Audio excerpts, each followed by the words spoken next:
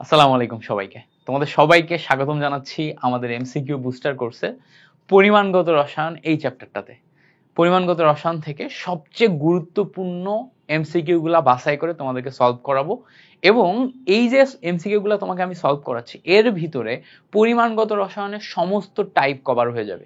অর্থাৎ পরিমাণগত রসায়ন থেকে যত ধরনের এমসিকিউ আসা পসিবল সব টাইপ তুমি এই একটা ক্লাসে কভার করে ফেলতে পারবা।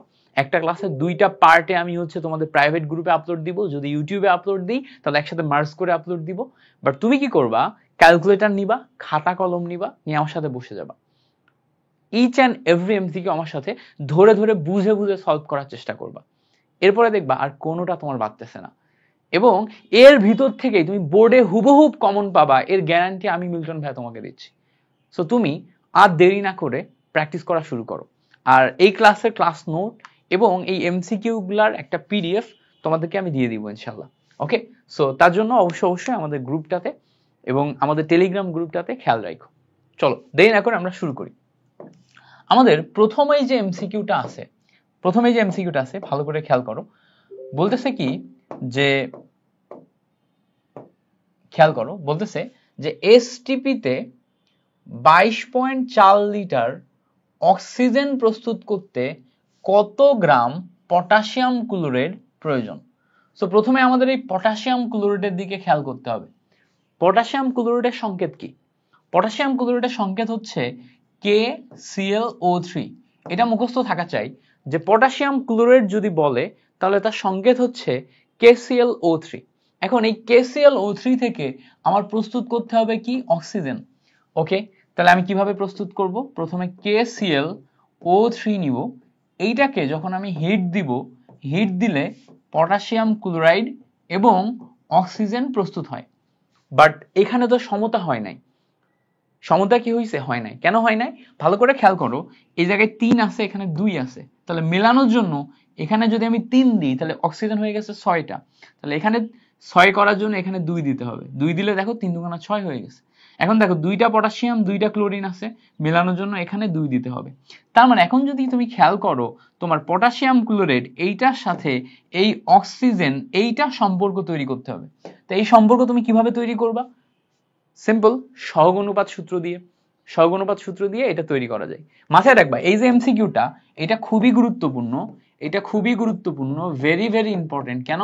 কারণ এটা মেইন বইতে আছে এবং মেইন বইতে থাকার কারণে অ্যাডমিশনে এইচএসসি তে সবসময় এই বিক্রিয়া থেকে দিয়ে দেয়। ইভেন বুয়েটেও কয়েকবার এই তোমার এই ইকুয়েশন থেকে ম্যাথ আসছে।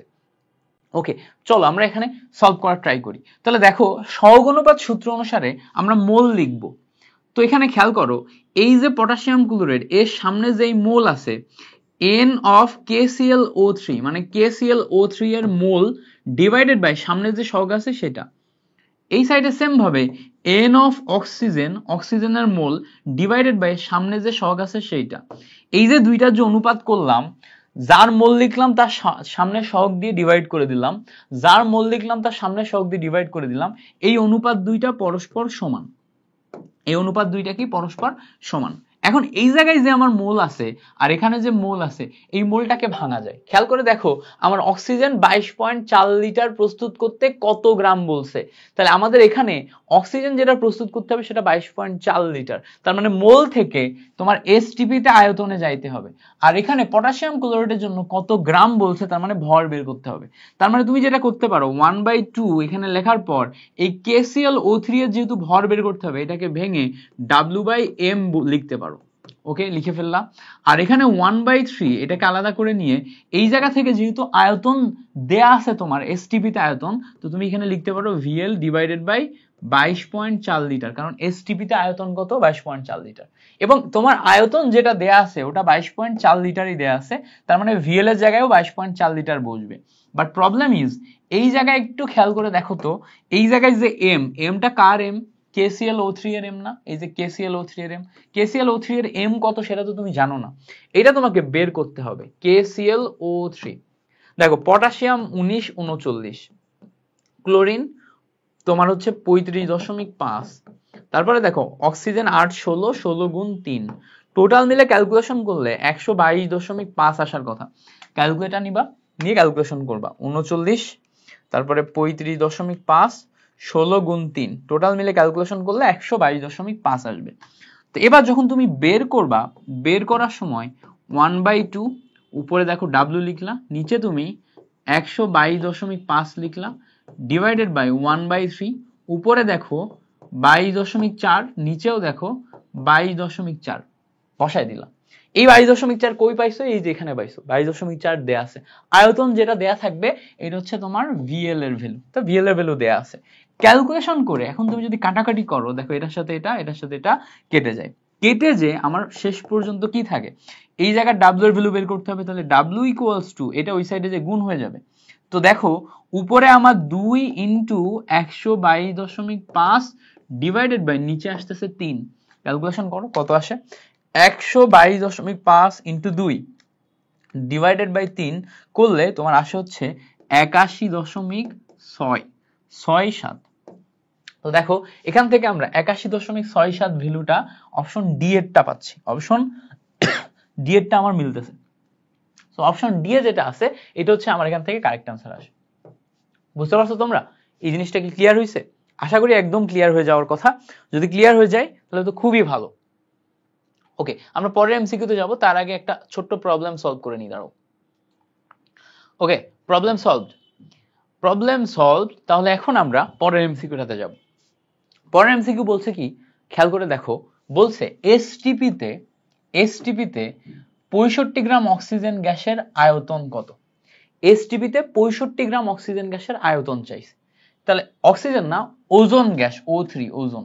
তাহলে এখন এসটিপিতে আয়তন যদি চাই কখনো, তা আমরা জানি n ইকুয়ালস টু, আমাদের ফর্মুলা হচ্ছে W/m, আর এই n এর ফর্মুলায় এসটিপিতে আয়তনের ফর্মুলায় কত, VL ডিভাইডেড বাই 22.4 লিটার, এটা হচ্ছে এসটিপিতে। এখন আমাদের যেহেতু এখানে ভর দেয়া আছে, ভর দেয়া আছে, এই ভরের সাথে আয়তন বের করতে হবে, তাহলে এই দুইটার ভিতরে রিলেশন নেওয়া লাগবে। এই দুইটার ভিতরে রিলেশন নিয়ে আমি সলভ করব কিভাবে, W/m আগে বসাবো। W এর ভ্যালু দেখো 65 গ্রাম দেয়া আছে, আমরা জানি যেই ভর দেয়া থাকে সেটা হচ্ছে W, যেই ভর দেয়া থাকে সেটা কি W।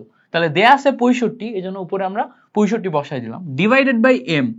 m মানে কি, O3 এর যে ভ্যালু, O3 এর আণবিক ভর, অক্সিজেন 8 16, 16 গুণ 3, তাহলে কত আসবে, 16 দুগুণা 32, 3 16 আমাদের 48 আসার কথা।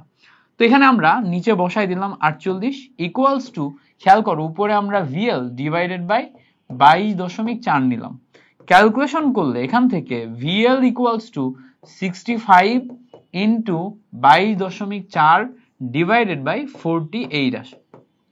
এই হচ্ছে আমাদের টোটাল মিলে ক্যালকুলেশনের সিস্টেম। এবার এখান থেকে আমরা আয়তন যেহেতু বের করতে বলছে কি করব, উপরে 65 ইন্টু 22.4 ডিভাইডেড বাই 48 বসাবো, বসাইলে দেখো আমরা 30.33 পাচ্ছি। সো 30.33 দেখো আমাদের অপশন বি তে আছে। সো এখানে B is the correct answer. বুঝতে পারছো, বি হচ্ছে আমাদের এখানে কি কারেক্ট আনসার। তাহলে ক্লিয়ার হয়েছে? এভাবে আমরা স্টেপ বাই স্টেপ প্রত্যেকটা এমসিকিউ কিন্তু করে ফেলতে পারবো, কোনোটাই কিন্তু কঠিন না, সিম্পল ম্যাথ। জাস্ট তোমাকে ক্যালকুলেশন শিখতে হবে, আর তুমি যদি এই একটা ক্যালকুলেশন একবার আমার সাথে সাথে শিখে যাও, আমি তোমাকে গ্যারান্টি দিচ্ছি পরীক্ষার হলে হুবহু এইগুলাই আসবে। সো পরীক্ষার হলে সব তোমার কমন এমসিকিউ থাকবে, কমনলি তুমি পারবা। ওকে, চলো আমরা পরের এমসিকিউতে যাই। পরের এমসিকিউ বলছে যে 50 গ্রাম ক্যালসিয়াম কার্বনেটের তাপীয় বিয়োজনে উৎপন্ন কার্বন ডাই অক্সাইডের ভর কত? তো এখানে আমাদের ক্যালসিয়াম কার্বনেটকে তাপীয় বিয়োজন করতে হবে।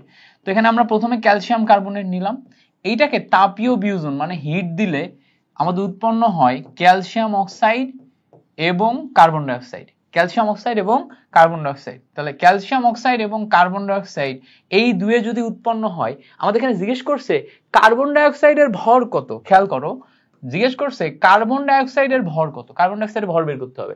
এখন আমরা এখানে দেখতে পাচ্ছি যে এইটার সামনেও 1 মোল, এইটার সামনেও 1 মোল, ফলে আলাদা আলাদা যৌগ হলেও সহগ অনুপাত সূত্র দেয়া লাগছে না, because n of calcium carbonate divided by 1 আসে, এখানেও আমাদের n of carbon dioxide divided by 1 আসে সহগ অনুপাত সূত্র বসাইলে।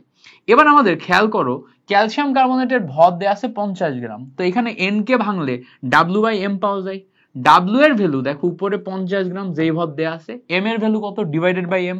আমরা জানি ক্যালসিয়াম কার্বনেটের আণবিক ভর হচ্ছে 100 গ্রাম। এই ক্যালসিয়াম কার্বনেট যেটা আছে এটা আণবিক ভর মুখস্থ রাখবা, calcium 20 40, carbon 6 12, oxygen 8 16 into 3, calculation করলে টোটাল মিলে 100 গ্রাম আসে। সো এখানে 50 ডিভাইডেড বাই 100 আসলো, ইকুয়ালস টু, খেয়াল করো আমাদের এখানে বের করা লাগবে কার ভর, বের করা লাগবে কার্বন ডাই অক্সাইডের ভর। তাহলে উপরে ডাব্লিউ নিচে এম, এম মানে কত, কার্বন ডাই অক্সাইডের আণবিক ভর হচ্ছে 44। কেন, কার্বন ডাই অক্সাইড যখন তুমি বের করবা কার্বন 6 12, অক্সিজেন 8 16 গুণ 2, ক্যালকুলেশন করলে দেখবা 44 আসবে। বুঝতে পারছো? তাহলে এখানে 44 বসাই দিলাম। এবার বসানোর পর দেখো এটার সাথে এটা কাটাকাটি করলে নিচে 2 আসে, আর গুণ করো, উপরে যায় 44 নিচে যায় 2, ক্যালকুলেশন করলে 22 আসার কথা। তাহলে এখান থেকে আমরা ভ্যালু পাচ্ছি কত, 22। So the correct answer is 22। ওকে, এই ভ্যালু ক্লিয়ার হইছে? একদম 100% ক্লিয়ার হয়ে যেতে হবে, হয়ে যাওয়ার কথা, 100% ক্লিয়ার হতে হবে, হয়ে যাওয়ার কথা। ওকে গ্রেট, এই পর্যন্ত আমাদের ক্লিয়ার যদি হয়, এখন আমরা পরের এমসিকিউ 4 নম্বরে যাব।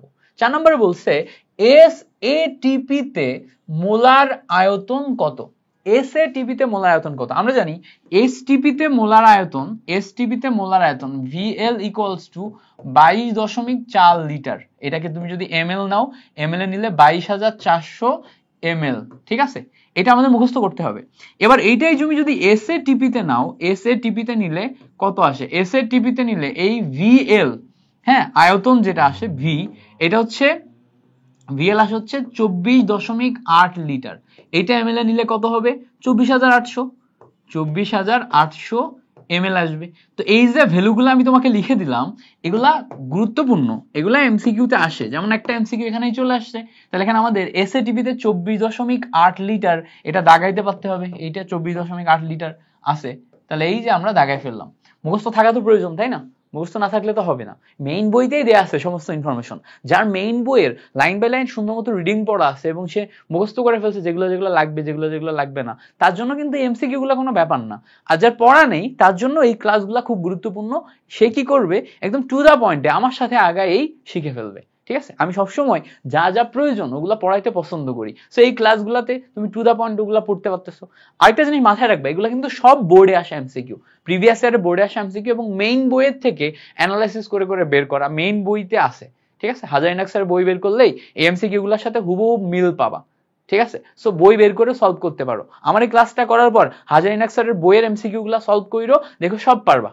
ওকে, আচ্ছা পরে আসো। পরে বলছে দেখো -273 ডিগ্রি সেন্টিগ্রেড তাপমাত্রায়, -273 ডিগ্রি সেন্টিগ্রেড তাপমাত্রায় নাইট্রোজেন গ্যাসের মোলার আয়তন কত? তো মাথায় রাখতে হবে -273 degree centigrade, -273 degree centigrade equals to 0 kelvin. -273 degree centigrade equals to কত? 0 কেলভিন। তো এই যে 0 কেলভিন বা -273 ডিগ্রি সেন্টিগ্রেড টেম্পারেচার, এই টেম্পারেচারে, এই দুইটা টেম্পারেচারে তোমার গ্যাসের মোলার আয়তন, গ্যাসের মোলার আয়তন শূন্য হয়, গ্যাসের আয়তন শূন্য হয়ে যায়। সো গ্যাসের আয়তন শূন্য হয়ে যায়। কোন কোন গ্যাসের আয়তন?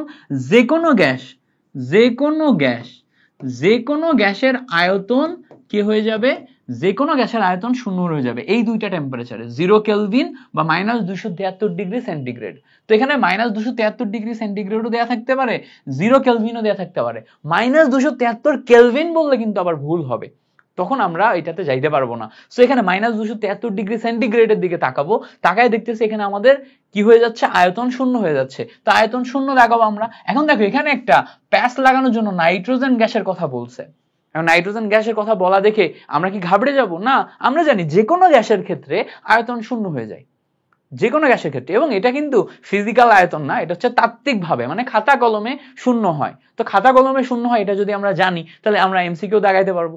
আমাদের তো তত্ত্ব দেখে লাভ নাই, লাভ আছে বলো? আমাদের তত্ত্ব দেখে লাভ নাই, আমাদের খাতা কলমে যেটা শূন্য হচ্ছে সেটা হচ্ছে আমরা শূন্য দেখে লিখে ফেললাম। ওকে, পরে আসো। পরে 6 নম্বর এমসিকিউ বলছে 10 গ্রাম ক্যালসিয়াম কার্বনেট থেকে, 10 গ্রাম ক্যালসিয়াম কার্বনেট থেকে এতটি অণু সরিয়ে নিলে, মানে ধরো তোমার কাছে এখানে একটা পাত্র আছে, এই পাত্রের ভিতরে 10 গ্রাম ক্যালসিয়াম কার্বনেট আছে।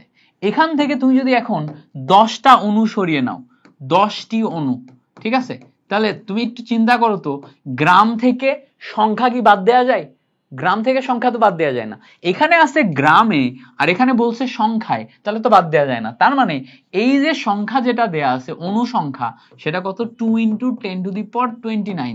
এই অনুসংখ্যাকে গ্রামে কনভার্ট করতে হবে, এই অনুসংখ্যাকে গ্রামে কনভার্ট করতে হবে। এতটি অনু দেয়া আছে, এই অনুসংখ্যাকে গ্রামে কনভার্ট করতে হবে। তো এত অনুসংখ্যাকে গ্রামে কনভার্ট করব কিভাবে? ওই যে W/M = N/NA আমাদের ফর্মুলা আছে, এই ফর্মুলা দিয়ে কনভার্ট করতে পারবো। যেহেতু ক্যালসিয়াম কার্বনেট, তাহলে আণবিক ভর কত? 100 আণবিক ভর 100। উপরে আমাদের ভর দেয়া আছে W = দেখো উপরে আমাদের সংখ্যা দেয়া আছে কত? 2 × 10⁻29 আর অ্যাভোগাড্রো সংখ্যা 6 × 10⁻23। 6.023 × 10⁻23 লেখা যায়, বাট আমরা ক্যালকুলেশনের সুবিধার্থে এইটা লিখে ফেলি। ওকে, এবার দেখো আড়াআড়ি গুণ করলেই তুমি এখান থেকে নতুন সংখ্যা পেয়ে যাবা। কিভাবে?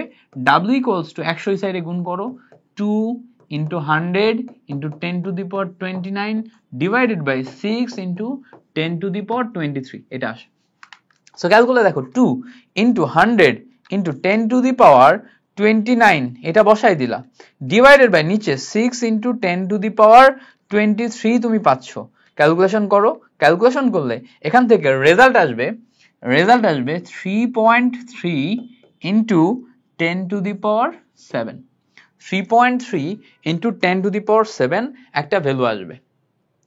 ওকে, সো এই যে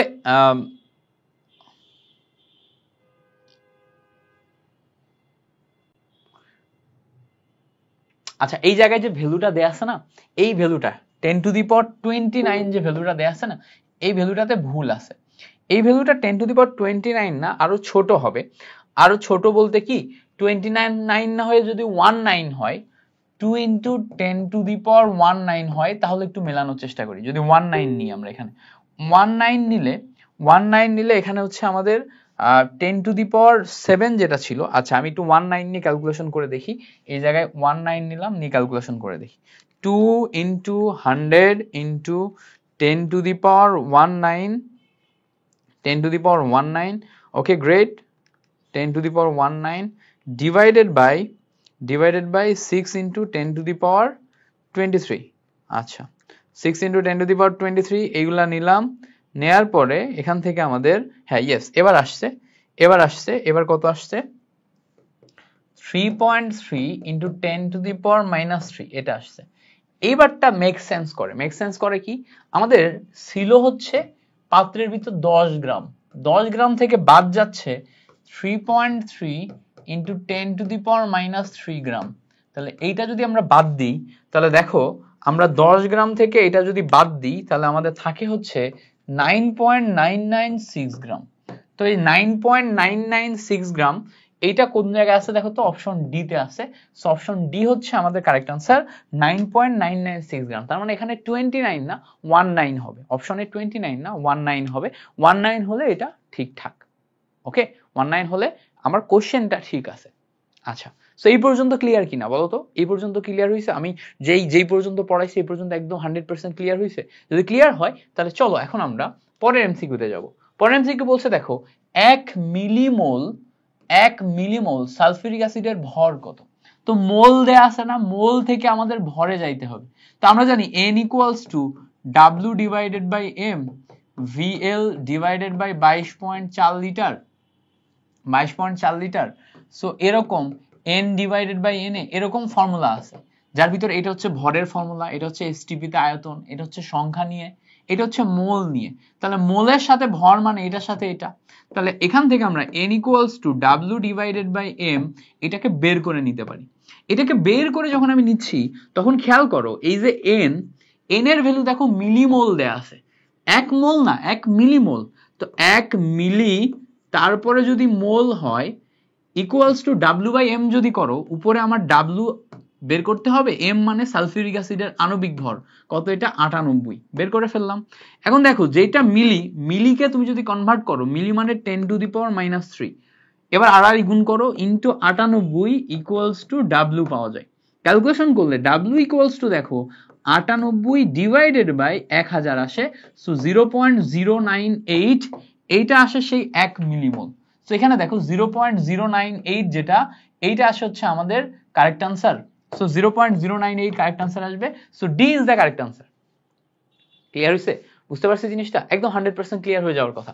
পরে আসো, পরে বলছে কত গ্রাম KClO3 কে উত্তপ্ত করলে এসটিপি তে 17 গ্রাম অক্সিজেন পাওয়া যায়। কত গ্রাম KClO3 কে উত্তপ্ত করলে 17 গ্রাম অক্সিজেন পাওয়া যায়? সেই আগের ম্যাথটা দেখো, আমরা KClO3 কে যখন ভাঙবো, এটাকে উত্তপ্ত করার জন্য হিট দিলাম, দিলে আমাদের KCl প্লাস O2 আসে। তো এইটাকে তুমি যদি সমতা করো, এখানে 3 মোল দিবা, এখানে 2 মোল আসবে, এখানে 2 মোল আসবে। আগের বার বুঝাইছিলাম, এই জন্য একবার ডিরেক্ট করলাম। এখন আমাদের অক্সিজেনের সাথে করতে বলছে না, 17 লিটার অক্সিজেন বলছে। তো আমরা 17 লিটার অক্সিজেন কিসে পাইছি? এসটিপি তে। তাহলে আমরা n of KClO3 divided by 2 equals to n of oxygen divided by 3 এটা নিতে পারি।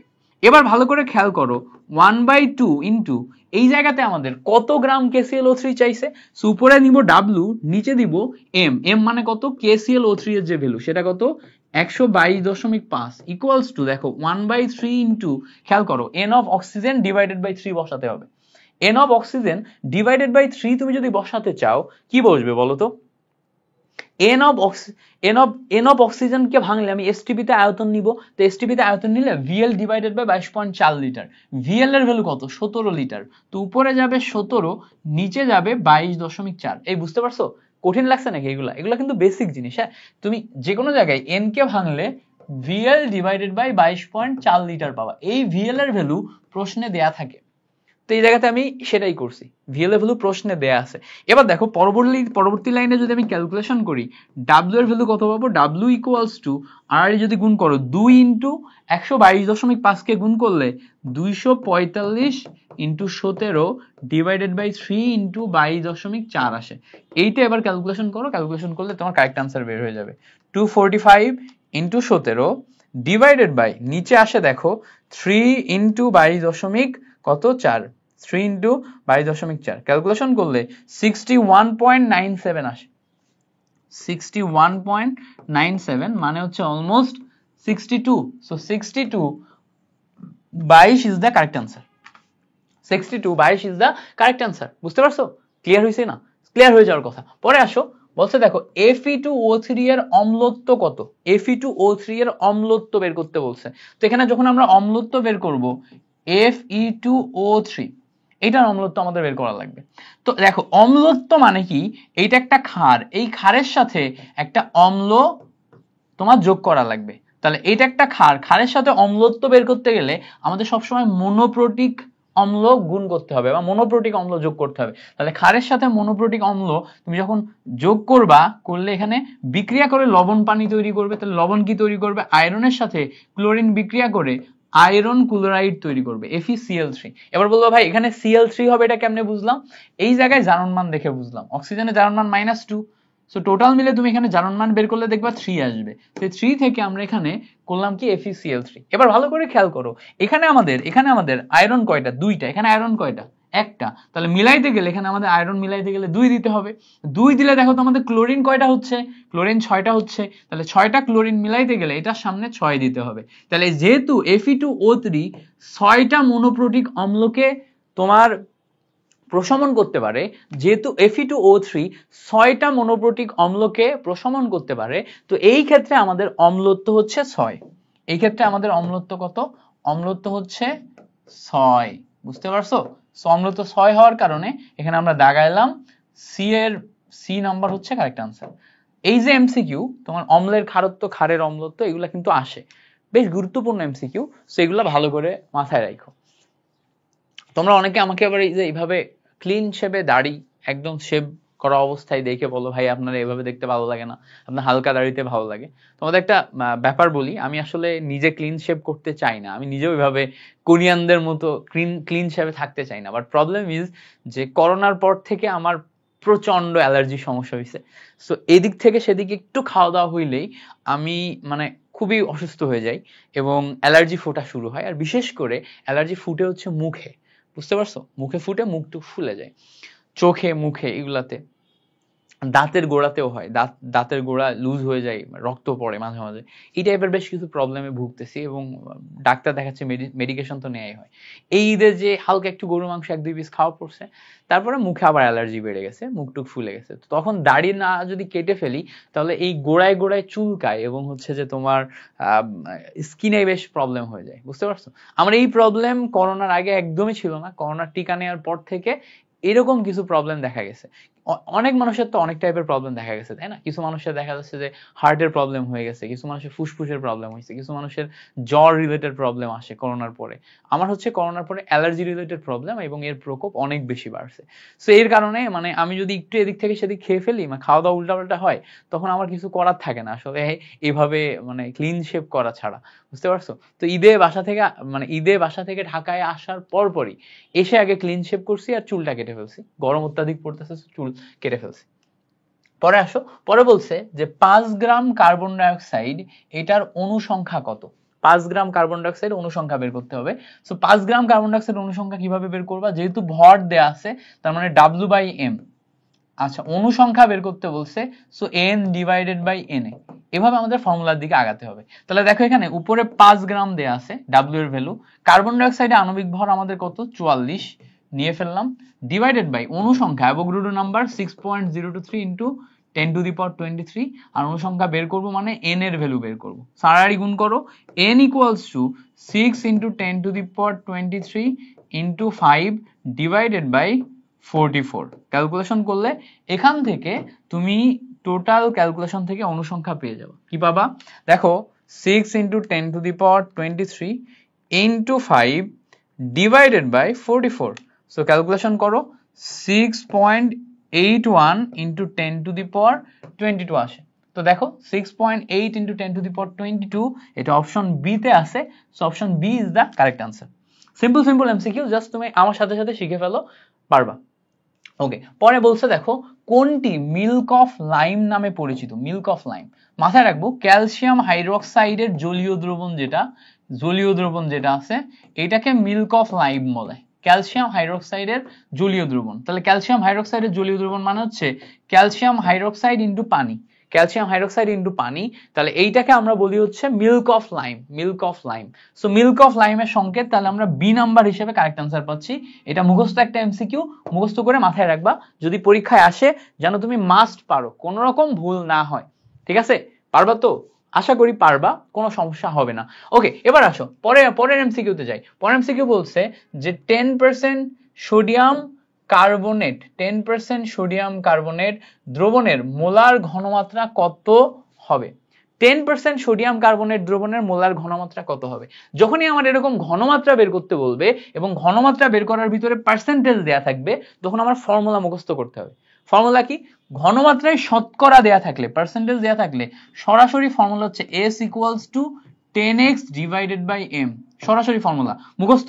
এইটা মুখস্থ করার কোনো বিকল্প নাই। So 10x divided by m যদি করো, তো এখানে k আসলে কি খেয়াল করো, s হচ্ছে আমার ঘনমাত্রা, x হচ্ছে শতকরা পরিমাণ, আর m হচ্ছে আণবিক ভর। সো 10 বসাইলা, বসানোর পর x মানে কত পার্সেন্ট দেয়া আছে সেইটা, 10% দেয়া আছে, 10% বসাই দিলা, ডিভাইডেড বাই m।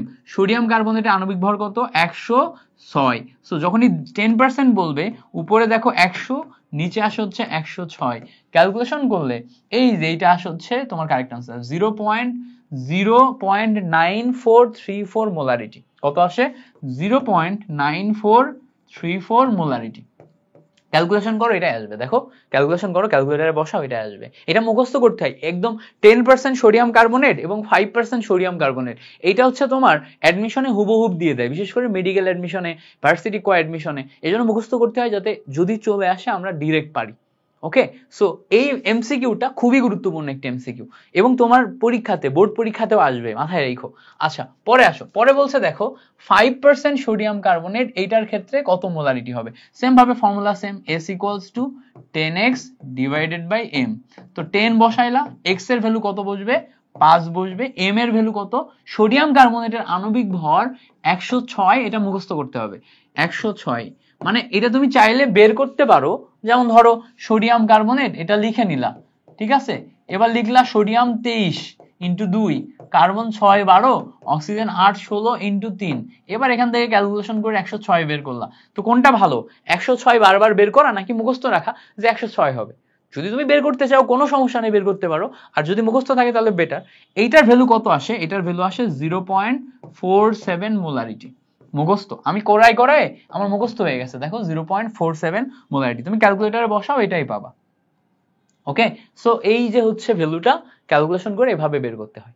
আচ্ছা, এই পর্যন্ত ক্লিয়ার হয়েছে? পরে বলছে দেখো দ্রবণের মোলারিটির একক কোনটি? মোলারিটির একক, দ্রবণের ঘনমাত্রা এস এর যে একক সেটাকে বলে মোলারিটি। মোলারিটি মানে হচ্ছে, আজান দিচ্ছে, মোলারিটি মানে হচ্ছে মোল পার লিটার। আজান দিচ্ছে, আজানের পরে বাকি কন্টিনিউ করি। হ্যাঁ,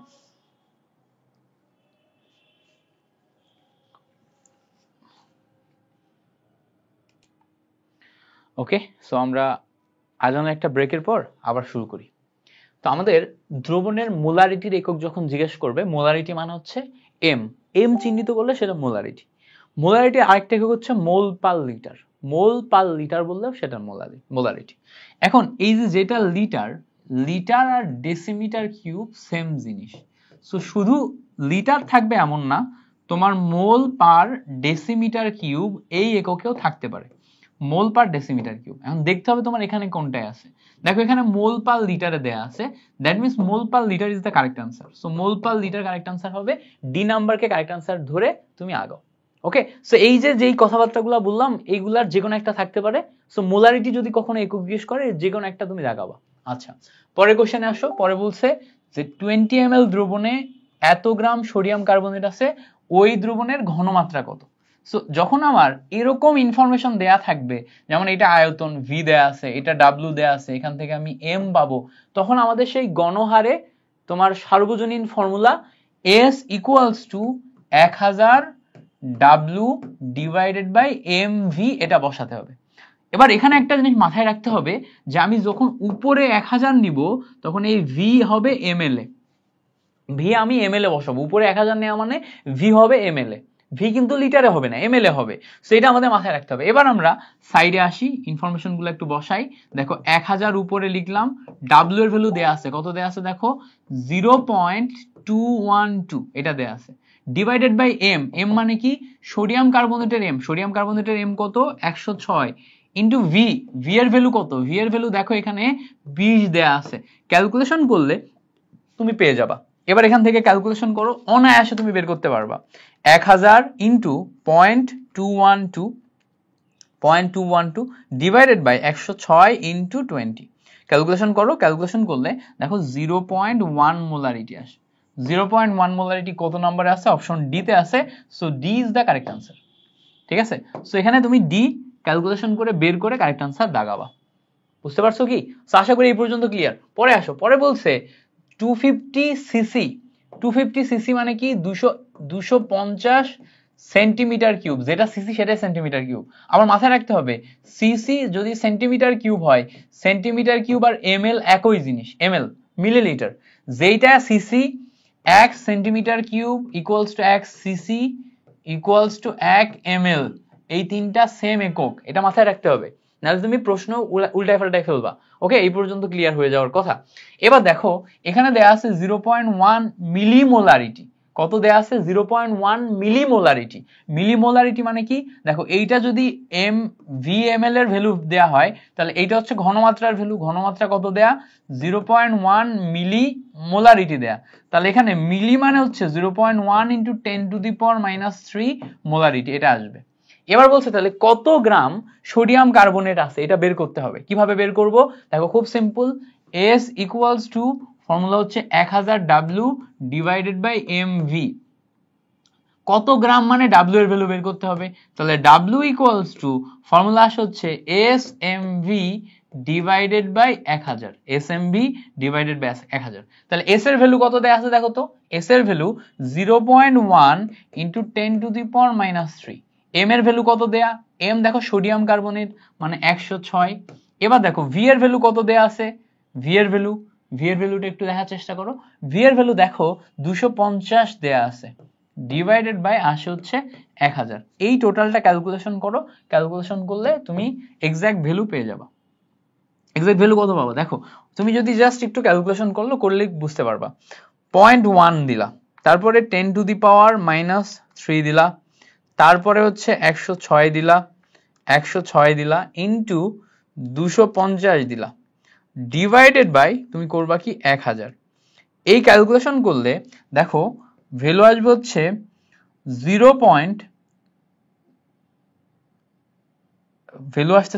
2.65 ইন্টু 10 টু দি পাওয়ার -3। তার মানে এই জায়গাতে এই যে 0.1 মিলিমোলারিটি যেটা দেয়া আছে, এই মিলিমোলারিটিটা মেবি হচ্ছে ভুল আছে। মিলিমোলারিটি না হয়ে শুধুমাত্র মোলারিটি হওয়ার কথা এটা, এই যে এটা মিলিমোলারিটি না হয়ে 0.1 মোলারিটি হওয়ার কথা, কারণ এখানে ভ্যালু অনেক ছোট হয়ে যাচ্ছে। যদি আমরা শুধু মোলারিটি নিই তাহলে কত আসে সেটা দেখতে হবে। তো শুধু মোলারিটি নিলে আমাদের, আচ্ছা এই জায়গাতে তো প্রশ্নেই ভুল আছে। হ্যাঁ প্রশ্নেই ভুল আছে, দেখো প্রশ্নে কি আছে, ভুলটা কি, প্রশ্নটাতে একটা ভুল করছে, টাইপিং মিস্টেক করছে আই গেস। টোটাল প্রশ্নটাতে ভুল কোথায় আমি একটু দেখাই দিই। বলছে এই জায়গাতে খেয়াল করে দেখো যে এত গ্রাম সালফিউরিক অ্যাসিড দ্রবণে কত গ্রাম সোডিয়াম কার্বনেট থাকবে।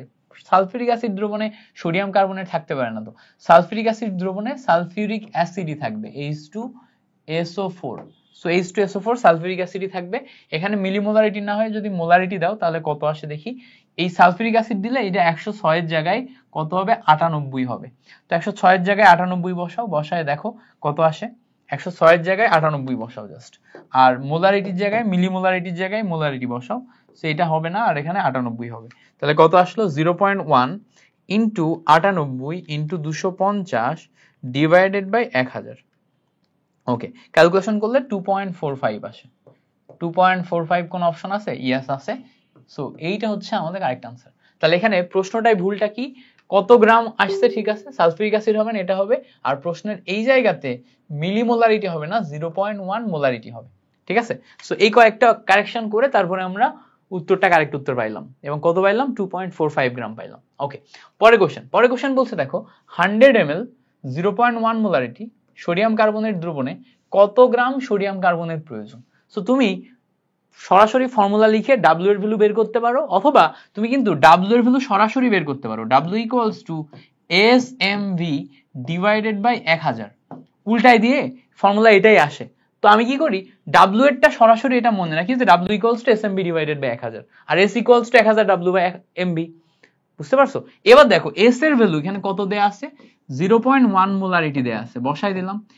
M মানে সোডিয়াম কার্বনেট 106, ওকে। V মানে কত হবে, 100 ml, 100 ml বসাই দিলাম, ডিভাইডেড বাই 1000 বসাও, 1000 বসাও। ক্যালকুলেশন করলে দেখো দুইটা শূন্য কেটে গেল, এই যে একটা শূন্যর সাথে একটা শূন্য যদি কাটো তাহলে 10.6 আসবে। 0.1 মানে 1/10, ক্যালকুলেশন করলে 1.06 গ্রাম আসে। 1.06 গ্রাম, এটা দেখো অপশন এ তে আছে। So A is the correct answer, so option A থেকে আমরা কারেক্ট আনসার পাচ্ছি। তাহলে যদি বলে 100 ml 0.1 মোলারিটি সোডিয়াম কার্বনেট দ্রবণের জন্য কত গ্রাম সোডিয়াম কার্বনেট প্রয়োজন, তাহলে আমরা এইভাবে এই ফর্মুলা দিয়ে ক্যালকুলেশন করে বের করতে পারবো। তো আশা করি এই ব্যাপারটা ক্লিয়ার হয়েছে। পরে আসো, পরে বলছে 5% সোডিয়াম কার্বনেট দ্রবণের 100 ml দ্রবণে কত গ্রাম সোডিয়াম কার্বনেট থাকে। 5% বলছে, হ্যাঁ 5% সোডিয়াম কার্বনেট দ্রবণের 100 ml দ্রবণে। তাহলে দেখো প্রথমে আমাদের 5% সোডিয়াম কার্বনেটে বলছে, 5% সোডিয়াম কার্বনেট মানে হচ্ছে 5% মানে 5W/V, মানে 100 ml দ্রবণে আমাদের W এর পরিমাণ থাকে হচ্ছে 5 গ্রাম। এই যে পার্সেন্টেজ জিনিসটা বুঝতে হবে, পার্সেন্টেজ জিনিসটা মানে কি, 5% মানে হচ্ছে 5 ডিভাইডেড বাই 100, যেখানে উপরে 5 হচ্ছে W এর পরিমাণ আর 100 হচ্ছে V, তার মানে 100 ml এ 5 গ্রাম। তাহলে যখনই আমার 100 ml এ কত গ্রাম থাকে বলছে, 5% মানেই হচ্ছে 100 ml এ 5 গ্রাম, ক্যালকুলেশনও করা লাগছে না, 5% মানেই হচ্ছে 100 ml এ 5 গ্রাম। বুঝতে পারছো? যখনই তোমাকে এরকম বলবে যে 10%, এর মানে কি উপরে 10 নিচে 100, ঠিক আছে, উপরেরটা W নিচেরটা কি V, তার মানে নিচেরটা যদি V হয় তাহলে 100 ml এ 10 গ্রাম, 100 ml এ 10 গ্রাম, 10% যখন এইভাবে আসবে সিস্টেমটা, ওই জায়গা থেকেই তোমার প্রশ্নটা বের করছে, করে এই জিনিসটা দিছে। প্রশ্নটা ওই জায়গা থেকে বের করছে, করে এই জিনিসটা দিছে। সো আশা করি এই জিনিসটা ক্লিয়ার হয়েছে কিনা বলো, ক্লিয়ার হয়েছে? ওকে, চলো পরে বলছে দেখো, এত গ্রাম নাইট্রিক অ্যাসিডের HNO3 নাইট্রিক অ্যাসিডে 200 ml দ্রবণ আছে, দ্রবণের মোলারিটি কত? 200 ml দ্রবণ আছে, দ্রবণের মোলারিটি কত সেটা চাইছে। 200 ml দ্রবণ। আচ্ছা, এবার মোলারিটি যদি তুমি বের করতে চাও 200 ml দ্রবণে, তাহলে মোলারিটি কেমনে বের করবা? সিম্পল, আমাদের ওই যে S equals to 1000 W divided by mv তে যাইতে হবে, যেখানে v হচ্ছে আমার ml এ। ওকে, এবার 1000 বসাও, প্রথমে 1000 বসাইলা, এবার W এর পরিমাণ কত দেয়া আছে দেখো তো, 1.89 দেয়া আছে। m এর পরিমাণ কত হবে? নাইট্রিক অ্যাসিডের জন্য m বের করো, HNO3 নাইট্রিক অ্যাসিড, দেখো হাইড্রোজেনের মান 1, নাইট্রোজেনের মান 14, অক্সিজেনের মান 16 গুণ 3, ক্যালকুলেশন করো, করলে দেখো নাইট্রিক অ্যাসিডের আণবিক ভর বের হয়ে যাবে 15 প্লাস 16 গুণ 3, 63 আসে। কত আসে? 63। এবার তুমি এখানে দেখো mv, সো 63 ইন্টু v এর ভ্যালু দেখো দেয়া আছে 200 ml, সো v এর ভ্যালু 200 ml বসাই দাও, তাহলে ক্যালকুলেশন করলে দেখো উপরে 1000 into 1.89 divided by 63 into 200, calculation করলে 0.15 মোলারিটি আসে। কত আসে? 0.15 molarity. So 0.15 molarity B number, এটা আসে আমার এই টোটাল থেকে কারেক্ট আনসার।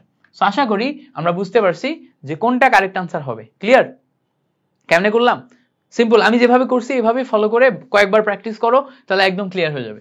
পরে আসো, পরে বলছে 3%, এটা গুরুত্বপূর্ণ একটা এমসিকিউ, তাই জন্য তুলে দিছি। 3.5% সোডিয়াম বাইকার্বনেট দ্রবণের ঘনমাত্রা কত? যখনই পার্সেন্টেজ দেয়া থাকে তখন আমাদের formula direct S equals to 10x divided by m, direct formula S equals to 10x by m, এটা ডিরেক্ট ফর্মুলা যখন কি পার্সেন্টেজ দেয়া থাকে। আচ্ছা, সো পার্সেন্টেজ যখন দেয়া আছে তখন 10 বসালাম, x এর ভ্যালু কত? 3.5, যত পার্সেন্টেজ ওটাই x এর ভ্যালু, x পার্সেন্টেজের সাথে মিলাইতে হবে। x পার্সেন্টেজ মানে কি? কত পার্সেন্টেজ দেয়া আছে, ঠিক আছে? 3.5% মানে হচ্ছে x এর ভ্যালু 3.5, 3.5 বসালাম। এবার আমার লাগবে হচ্ছে m এর ভ্যালু, সোডিয়াম বাই কার্বনেট, এগুলো তো আনইউজুয়াল, এটা তো মুখস্থ করা হয় না। তাহলে সোডিয়ামের জন্য আমরা জানি হচ্ছে 23, হাইড্রোজেনের জন্য 1, তারপরে কার্বনের জন্য হচ্ছে 12, অক্সিজেন 8, 16 গুণ 3, ক্যালকুলেশন করো, করলে বের হয়ে যাবে। কিভাবে ক্যালকুলেশন করব? প্রথমে নিলাম 24, 23 আর 1 24, তারপরে নিলাম 12 ইন্টু 3, 16, 48, ক্যালকুলেশন করে ভ্যালু আসে কত? 84। সেখানে আমরা 84 পাই হচ্ছে ভ্যালু।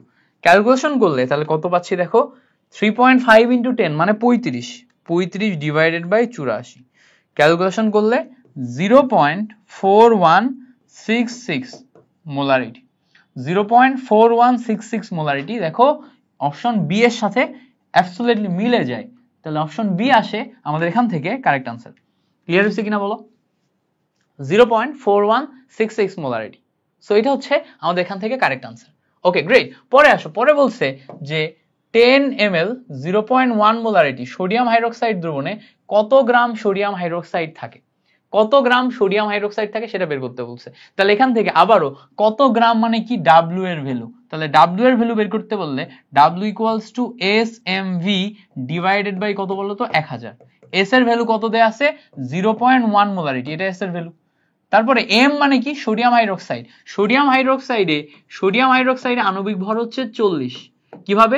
সোডিয়াম 23, অক্সিজেন 1, 24 আর হাইড্রোজেন 1, 24 আর অক্সিজেন 16, টোটাল মিলে যোগ করলে দেখবা 40 আসবে। সো 0.1 এরপরে বসাইলা 40 ইন্টু ভি এর ভ্যালু দেখো 10 মোলারিটি দেয়া আছে, বসাই দিলা 10 মোলারিটি ডিভাইডেড বাই 1000, ক্যালকুলেশন করো, একটা শূন্য কাটে, এই শূন্য সাথে এই শূন্য কাটে, এবার ক্যালকুলেশন করলে দেখবা কত আসে? 4 ডিভাইডেড বাই 100 মানে 0.04 মোলারিটি, 0.04 গ্রাম।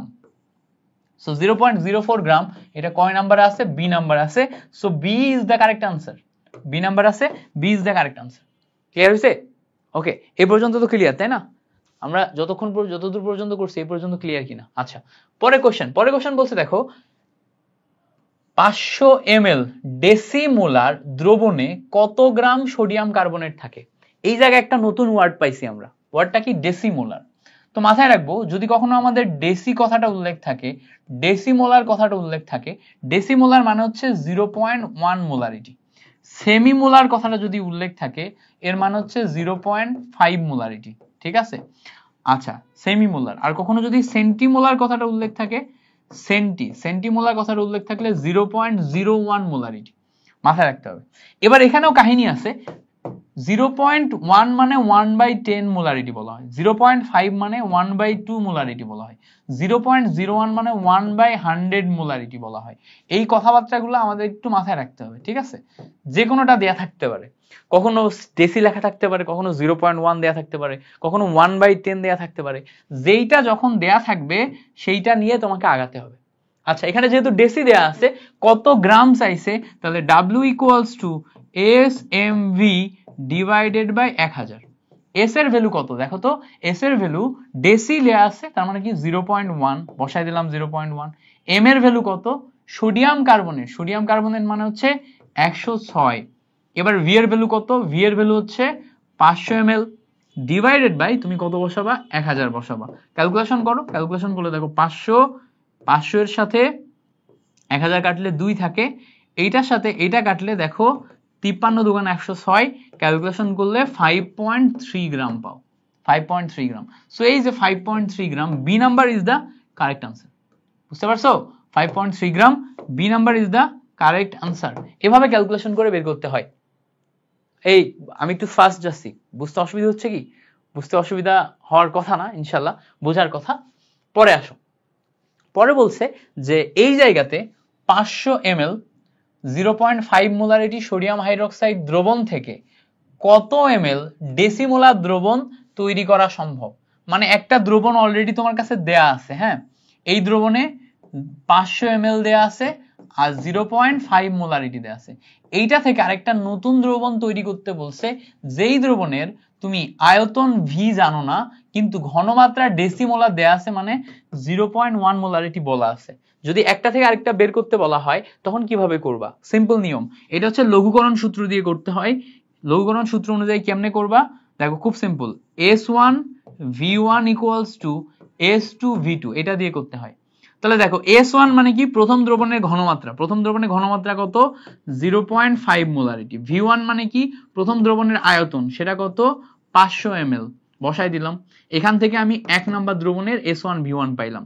2 নাম্বার দ্রবণে ঘনমাত্রা দেখো 0.1 মোলারিটি আছে, V2 আমরা জানি না, তাহলে এখান থেকে V2 যদি বের করো, V2 = 0.5 molarity 500 ml divided by 0.1, এটা বের করে পাবো আমরা। তাহলে ক্যালকুলেশন করলে কত পাবো দেখো তো, প্রথমে আসো 0.5 molarity into 500 divided by 0.1, calculation করলে এখান থেকে ভ্যালু আসে হচ্ছে 2500।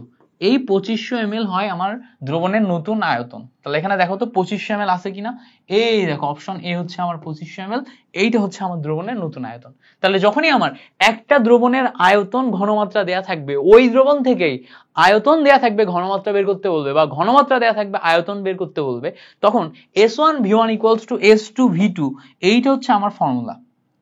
এই ফর্মুলাটাকে বলা হচ্ছে লঘুকরণ ফর্মুলা। হ্যাঁ, লঘুকরণ বা গাঢ়করণের জন্য আমরা এই ফর্মুলা ইউজ করি, ঠিক আছে? আরো কতটুকু পানি ঢালতে হবে, আর কতটুকু পানি দিতে হবে, যারা তোমরা আমার পরিমাণগত বেসিক ক্লাস করবে, বেসিক ক্লাস আমি জিনিসপত্রগুলো শেখাই দিব, কেমন? সো আপাতত তুমি বেসিক ফর্মুলাটা মুখস্থ করো এবং ম্যাথটা কিভাবে করতে হয় সেটা মাথায় রাখো। ওকে, জাস্ট এইটুকু মাথায় রাখলে তুমি এটা পারবা। আচ্ছা, পরে আসো, পরে বলছে প্রমাণ দ্রবণ কোনটি। আমরা জানি প্রমাণ দ্রবণ মানে হচ্ছে যেই দ্রবণের ঘনমাত্রা জানা, যে দ্রবণের ঘনমাত্রা জানা, তাকে আমরা প্রমাণ দ্রবণ বলি। তো ভালো করে খেয়াল করলে দেখো, এখানে 1 গ্রাম sulphuric acid, 1 ml sulphuric acid, 1 মোল সালফিউরিক অ্যাসিড, কোনোটারই ঘনমাত্রা আমার জানা নেই, বাট 1 মোলারিটি সোডিয়াম কার্বনেট, এটার কিন্তু ঘনমাত্রা জানা আছে। তাহলে এই দ্রবণের ঘনমাত্রা জানা থাকার কারণে এটা হচ্ছে আমার প্রমাণ দ্রবণ। তাহলে আবার বলি কথাটা, যেই দ্রবণের ঘনমাত্রা আমাদের জানা তাকে আমরা প্রমাণ দ্রবণ বলি, যেই দ্রবণের ঘনমাত্রা জানা তাকে আমরা প্রমাণ দ্রবণ বলি। ওকে, আশা করি ক্লিয়ার হয়েছে। পরে আসো, কোনটি প্রাইমারি স্ট্যান্ডার্ড পদার্থ। মাথায় রাখবো, প্রাইমারি স্ট্যান্ডার্ড পদার্থ মনে রাখার উপায় হচ্ছে, প্রাইমারি স্ট্যান্ডার্ড পদার্থে সি থাকবে। কি থাকবে?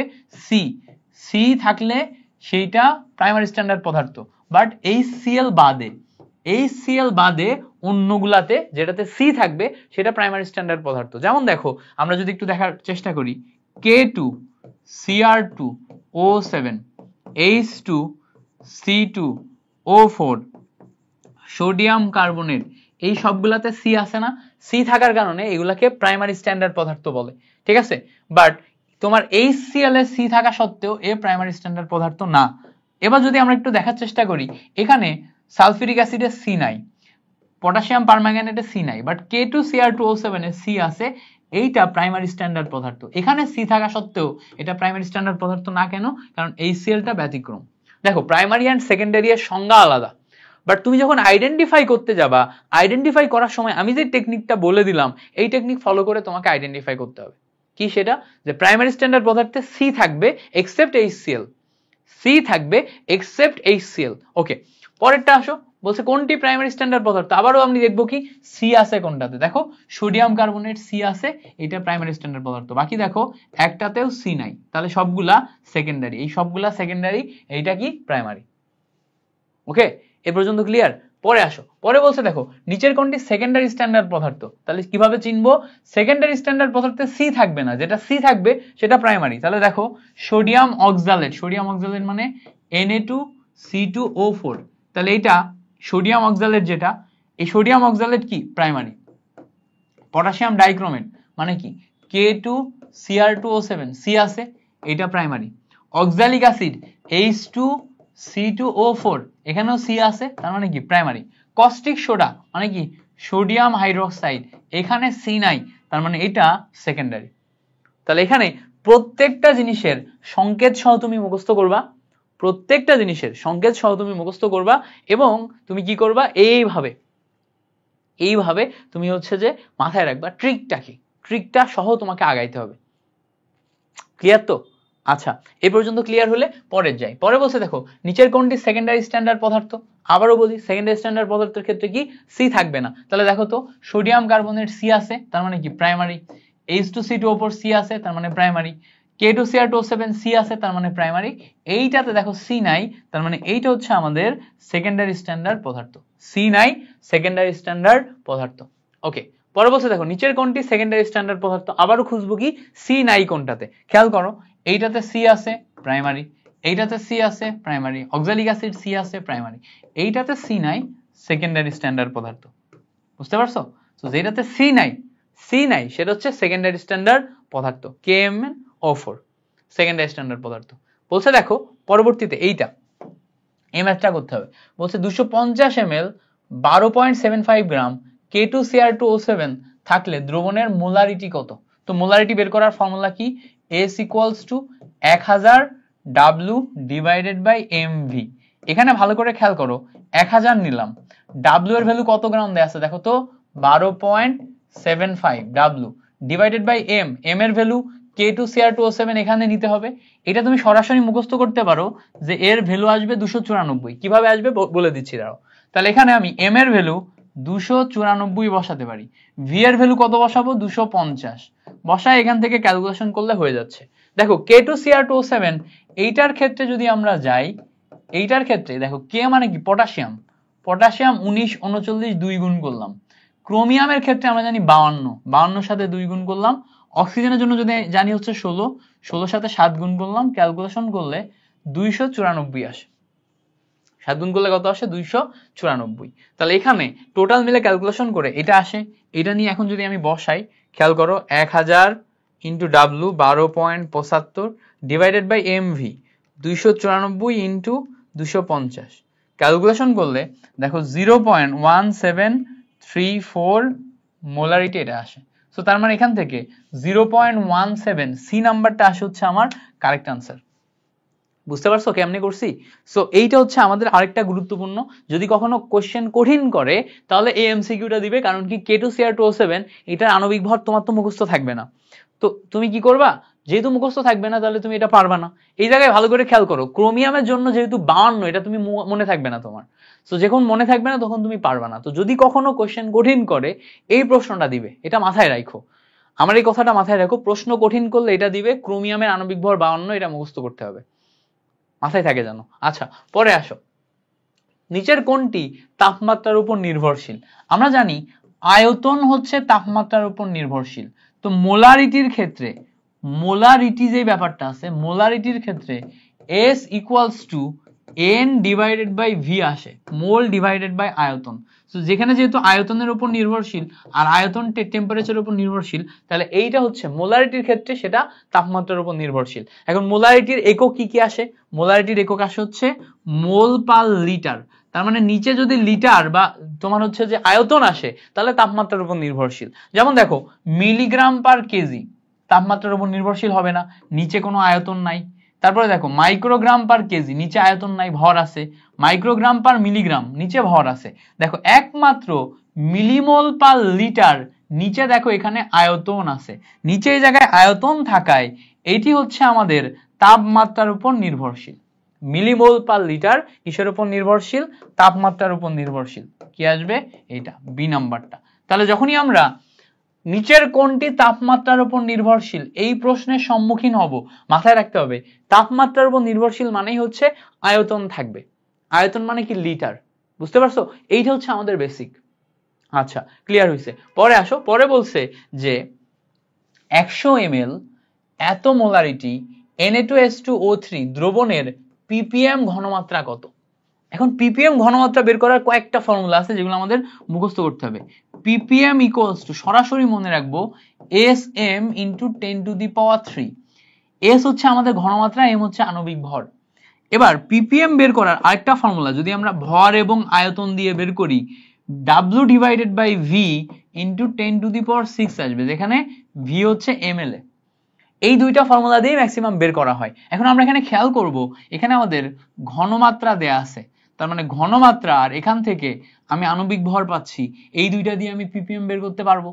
তার মানে এই জায়গায় ppm বের করতে গেলে আমার ঘনমাত্রা দিয়েই বের করতে হবে। তাহলে ppm ইকুয়ালস টু ঘনমাত্রা কত দেয়া আছে দেখো, 0.15 ইন্টু m, m এর ভ্যালু এখানে দেয়া আছে দেখো Na2H2O3। তো সোডিয়ামের ক্ষেত্রে কত? 23 ইন্টু 2। সালফারের ক্ষেত্রে 16 32 32 ইন্টু 2। অক্সিজেনের ক্ষেত্রে 8 16 16 গুণ 3। ক্যালকুলেশন করো, ক্যালকুলেশন করলে বের হয়ে যাবে। তাহলে দেখো 23 দুগানা 46 আসে, 32 দুগানা 64 আসে, 16 ইন্টু 3 আসে। ক্যালকুলেশন করলে তোমার Na2H2O4 এটা আসে হচ্ছে 158। তাহলে এখানে তুমি ppm এর ভ্যালু পাবা 0.15 ইন্টু 158 ইন্টু তুমি কত পাবা? এই জায়গাতে তোমার ফর্মুলা অনুযায়ী 10 টু দি পাওয়ার 3 করতে হবে। সো 10 টু দি পাওয়ার 3 বসাবা। সো দেখো কত পাচ্ছ, 0.15 into 158 into 10 to the power 3, 0.15 158 into 10 to the power 3 বসাও। ক্যালকুলেশন করে দেখো তুমি এখান থেকে ভ্যালু পাচ্ছ 23,700।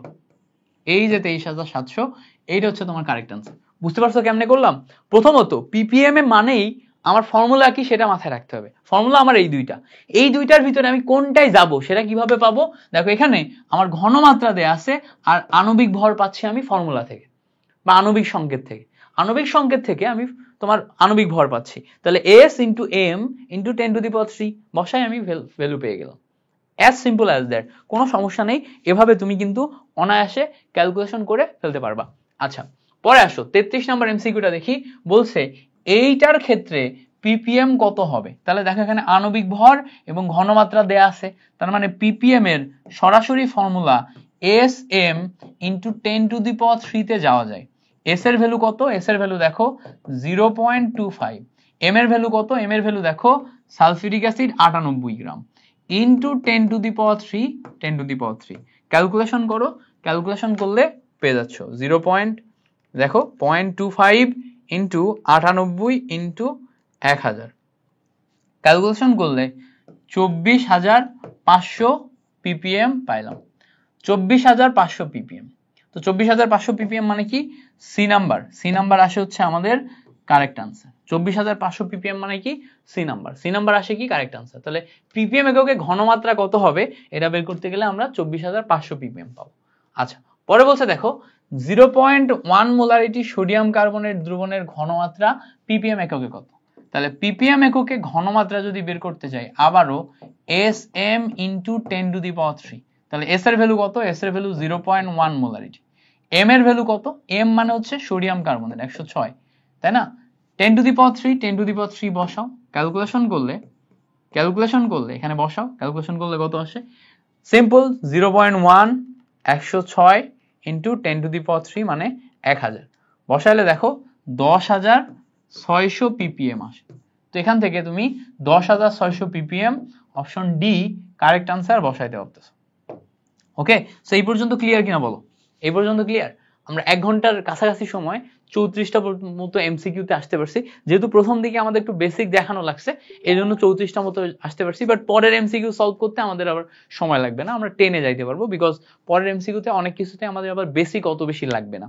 সো আশা করি এই পর্যন্ত তোমরা ক্লিয়ারলি বুঝতে পারছো। এটা পার্ট 1 যাবে, পার্ট 2-তে আমরা বাকি এমসিকিউ গুলা ইনশাআল্লাহ আস্তে আস্তে সলভ করে ফেলার চেষ্টা করব।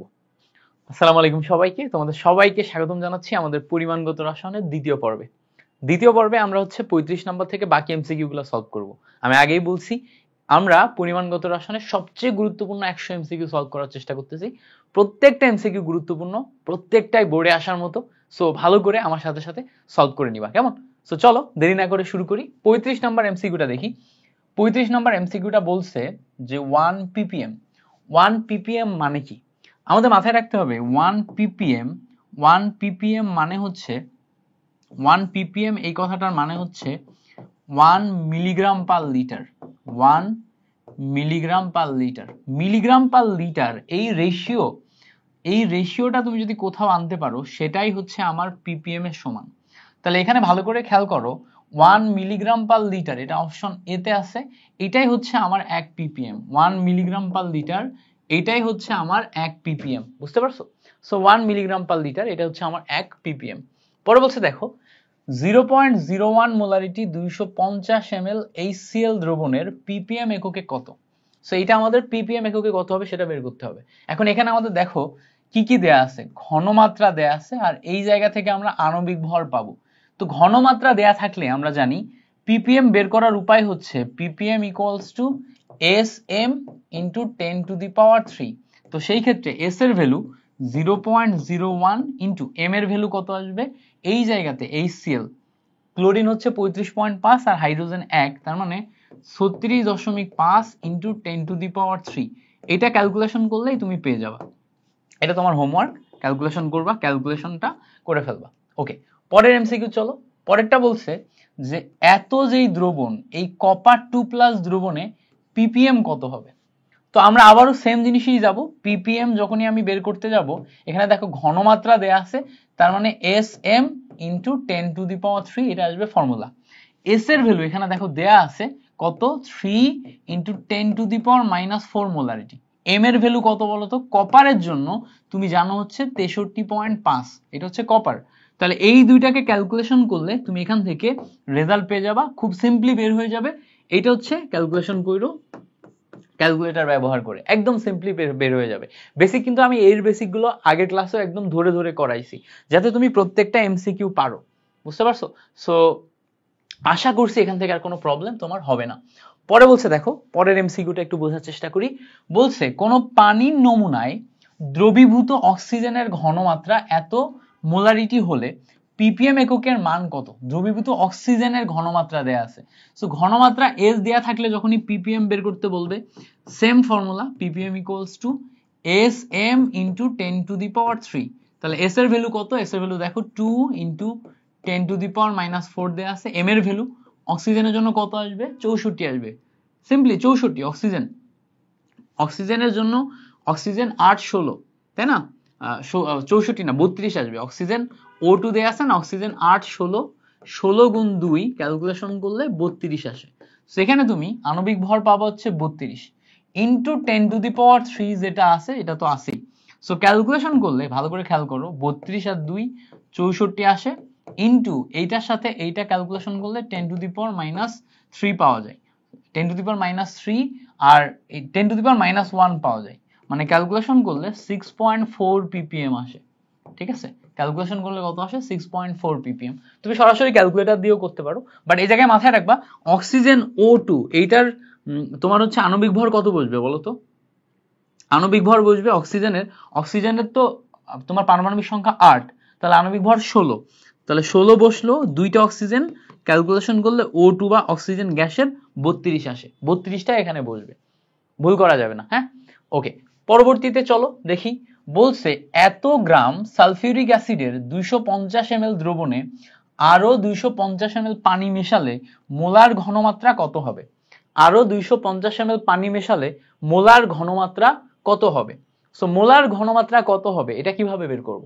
বলো এটা কিভাবে বের করব? সো এখানে আমাদের আরো 250 ml পানি মিশাচ্ছি, তার মানে ইনিশিয়ালি আমাদের এখানে পানি ছিল 250 ml, তার সাথে আরো 250 ml যদি মিশাই তাহলে টোটাল মিলে আমাদের পানি হচ্ছে 500 ml। 500 ml পানি মানে এটা হচ্ছে আমাদের আয়তন। এবার এখানে ভালো করে খেয়াল করো, W এর পরিমাণ দিয়ে দেয়া আছে 24.5, এটা হচ্ছে আণবিক ভর। W এর পরিমাণ দেয়া আছে ভর, আণবিক ভর কত? সালফিউরিক অ্যাসিডের জন্য M ইকুয়ালস টু সালফিউরিক অ্যাসিডের জন্য 98 গ্রাম। তো ক্যালকুলেশন যদি করো মোলার ঘনমাত্রা কত হবে এটা যদি বের করতে চাও, S ইকুয়ালস টু তোমাকে বসাতে হবে 1000 W ডিভাইডেড বাই MV এইটা। তাহলে দেখো এখানে আমি 1000 বসালাম, W এর ভ্যালু কত দেয়া আছে 24.5 ডিভাইডেড বাই MV, M এর ভ্যালু কত 98, V এর ভ্যালু কত, V এর ভ্যালু দেখো দেয়া আছে 500 ml। এইটা ক্যালকুলেশন করো, ইজিলি সব মিলে যাবে। ক্যালকুলেশন করো 1000 ইন্টু 24.5 ডিভাইডেড বাই 98 ইন্টু 500, এই যে ক্যালকুলেশন করলাম, ক্যালকুলেশন করলে 0.5 ml আসে। সো 0.5 এইটা আসে হচ্ছে আমাদের এখানে ফাইনাল ঘনমাত্রা। বুঝতে পারছো? আশা করি ক্লিয়ার হয়েছে। এবার আসো 40 নম্বর এমসিকিউতে আসি। নিচের কোনটি প্রাইমারি স্ট্যান্ডার্ড পদার্থ? আমরা জানি প্রাইমারি স্ট্যান্ডার্ড পদার্থতে কি থাকে, সি থাকে, বাট এক্সেপ্ট HCl, HCl হবে না, HCl বাদে সি থাকে। তাহলে খেয়াল করো HCl এটা তো হবেই না, বাট H2C2O4 এটা হবে, K2Cr2O7, সোডিয়াম কার্বনেট এগুলো হবে কারণ এগুলোতে সি আছে। বাকি এগুলো সব সেকেন্ডারি, এটা সেকেন্ডারি, এটা সেকেন্ডারি, এটা প্রাইমারি। ওকে, মাথায় থাকবে, এই ট্রিক তো তোমাকে আমি আগেই শেখাইছি। এবার আসো পরের এমসিকিউতে আসি। নিচের কোন পদার্থের প্রমাণ দ্রবণের ঘনমাত্রা সময়ের সাথে সাথে পরিবর্তন হয়? কোন প্রমাণ দ্রবণের ঘনমাত্রা সময়ের সাথে সাথে পরিবর্তিত হয়? সো প্রাইমারি স্ট্যান্ডার্ড পদার্থের ঘনমাত্রা সময়ের সাথে সাথে পরিবর্তিত হয় না, সেকেন্ডারি স্ট্যান্ডার্ড পদার্থের ঘনমাত্রা সময়ের সাথে সাথে পরিবর্তিত হয়। তাহলে এখানে আমাদের দেখতে হবে কোনটি সেকেন্ডারি স্ট্যান্ডার্ড পদার্থ। ভালো করে খেয়াল করলে দেখবা এইটা প্রাইমারি কারণ সি আছে, এইটাই সি আছে এটাও প্রাইমারি, এইটাই সি আছে এটাও প্রাইমারি। তাহলে কেবলমাত্র সেকেন্ডারি হচ্ছে এইটা, আর সেকেন্ডারি স্ট্যান্ডার্ড পদার্থের ঘনমাত্রা সময়ের সাথে সাথে পরিবর্তিত হয়। যে সেকেন্ডারি স্ট্যান্ডার্ড পদার্থ তার ঘনমাত্রা সময়ের সাথে সাথে পরিবর্তিত হয়। সো এখান থেকে আমরা সেকেন্ডারি স্ট্যান্ডার্ড পদার্থের ঘনমাত্রা পেয়ে গেলাম। ওকে, তাহলে সেকেন্ডারি স্ট্যান্ডার্ড পদার্থের ঘনমাত্রা সময়ের সাথে সাথে পরিবর্তিত হয়, এটা আমরা বুঝতে পারলাম। পরে আসো, পরে বলছে এত molarity 0.1 molarity caustic soda 3 ml 0.1 molarity caustic soda দ্রবণে 1 মোলারিটি 0.3 ml কস্টিক সোডা দ্রবণ যোগ করা হলো, মিশ্রিত দ্রবণের ঘনমাত্রা কত কত ppm এককে কত? তাহলে দেখো প্রথমে আমাদের একটা কস্টিক সোডা দ্রবণ দেয়া আছে, তার সাথে আরেকটা কস্টিক সোডা দ্রবণ দিছি, আমরা যোগ করছি, মিশ্রিত দ্রবণের ঘনমাত্রা বের করতে হবে। মাথায় রাখবো মিশ্রিত দ্রবণের ঘনমাত্রা বের করার ফর্মুলা হচ্ছে S ইকুয়ালস টু উপরে যাবে S1V1 প্লাস S2V2, নিচে যাবে V1 প্লাস V2।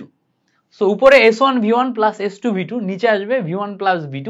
এটা হচ্ছে মিশ্রিত দ্রবণের ঘনমাত্রা বের করার ফর্মুলা, মিশ্রিত দ্রবণের ঘনমাত্রা বের করার ফর্মুলা। তাহলে আমরা মিশ্রিত দ্রবণের ঘনমাত্রা বের করার ফর্মুলা অনুযায়ী দেখো উপরে 3 ml 0.1 মোলারিটি প্লাস এখানে দেখো 1 ml 0.3 মোলারিটি বসাই দিলাম। নিচে দেখো দুইটা আয়তনের যোগফল, দুইটা আয়তন কত, একটা দেখো 3 মোলার আরেকটা দেখো 1 মোলার, বের করে ফেললাম। এখান থেকে দেখো একটা নতুন ঘনমাত্রা তুমি পাবা, নতুন ঘনমাত্রা পাবা, কত পাবা বলো তো? নতুন ঘনমাত্রা যেটা সেটা পাবা 0.3 plus 0.3 plus 0.3 divided by 4, calculation করলে 0.6 ডিভাইডেড বাই 4।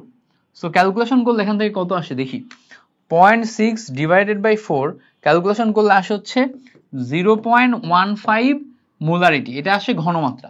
এখন এই ঘনমাত্রাটাকে ppm এককে কিভাবে বের করবা? ppm মানে হচ্ছে sm into 10 to the power 3, s এর ভ্যালু 0.15, m কত, m হচ্ছে কস্টিক সোডা মানে সোডিয়াম হাইড্রোক্সাইড, সোডিয়াম হাইড্রোক্সাইডের আণবিক ভর কত 40 ইন্টু 10⁻³ ক্যালকুলেশন করো, বের হয়ে যাবে 0.1540 ইন্টু 10⁻³ ক্যালকুলেশন করলে এখান থেকে দেখো 6000 আসে। তাহলে এখান থেকে শেষ পর্যন্ত ক্যালকুলেশন করে আমরা 6000 ppm পাই। বুঝতে পারছো? 6000 ppm কিভাবে বের করলাম? জাস্ট বেসিক, আগে আমরা দ্রবণের ঘনমাত্রা বের করার ফর্মুলা অনুযায়ী দ্রবণের ঘনমাত্রা বের করছি, তারপরে এইটা থেকে ppm বের করছি। ওকে, ক্লিয়ার হইছে? সিম্পল জিনিস। আচ্ছা, পরের এমসিকিউ চলো। পরে বলছে যে 2 লিটার দ্রবণে 80 গ্রাম সোডিয়াম হাইড্রোক্সাইড দ্রবীভূত আছে, ওই দ্রবণের ঘনমাত্রা কত হবে? ওই দ্রবণের ঘনমাত্রা কত হবে? 2 লিটার দ্রবণে 80 গ্রাম। তাহলে এখন আমরা জানি S equals to 1000 W divided by mv, যেখানে v হচ্ছে ml এ বসতে হবে। তাহলে ভালো করে বোঝার চেষ্টা করি, 1000 নিলাম, W এর ভ্যালু কত দেয়া আছে দেখো 80 গ্রাম। আণবিক ভর এই জায়গাতে সোডিয়াম হাইড্রোক্সাইডে আণবিক ভর কত? 40 ইন্টু v, 2 লিটারের জন্য এখানে তোমাকে বসাতে হবে 2000 ml। এবার তুমি ক্যালকুলেশন করো, 1000 এর সাথে 1000 কেটে গেল, ফলে এখানে কত হইলো? এখানে 2 থেকে গেল, 40 দুগুণে 80, উপরে 80, এটার সাথে টোটাল মিলে কেটে যে এখানে আমাদের ঘনমাত্রা তৈরি হয়ে যায় 1 মোলারিটি।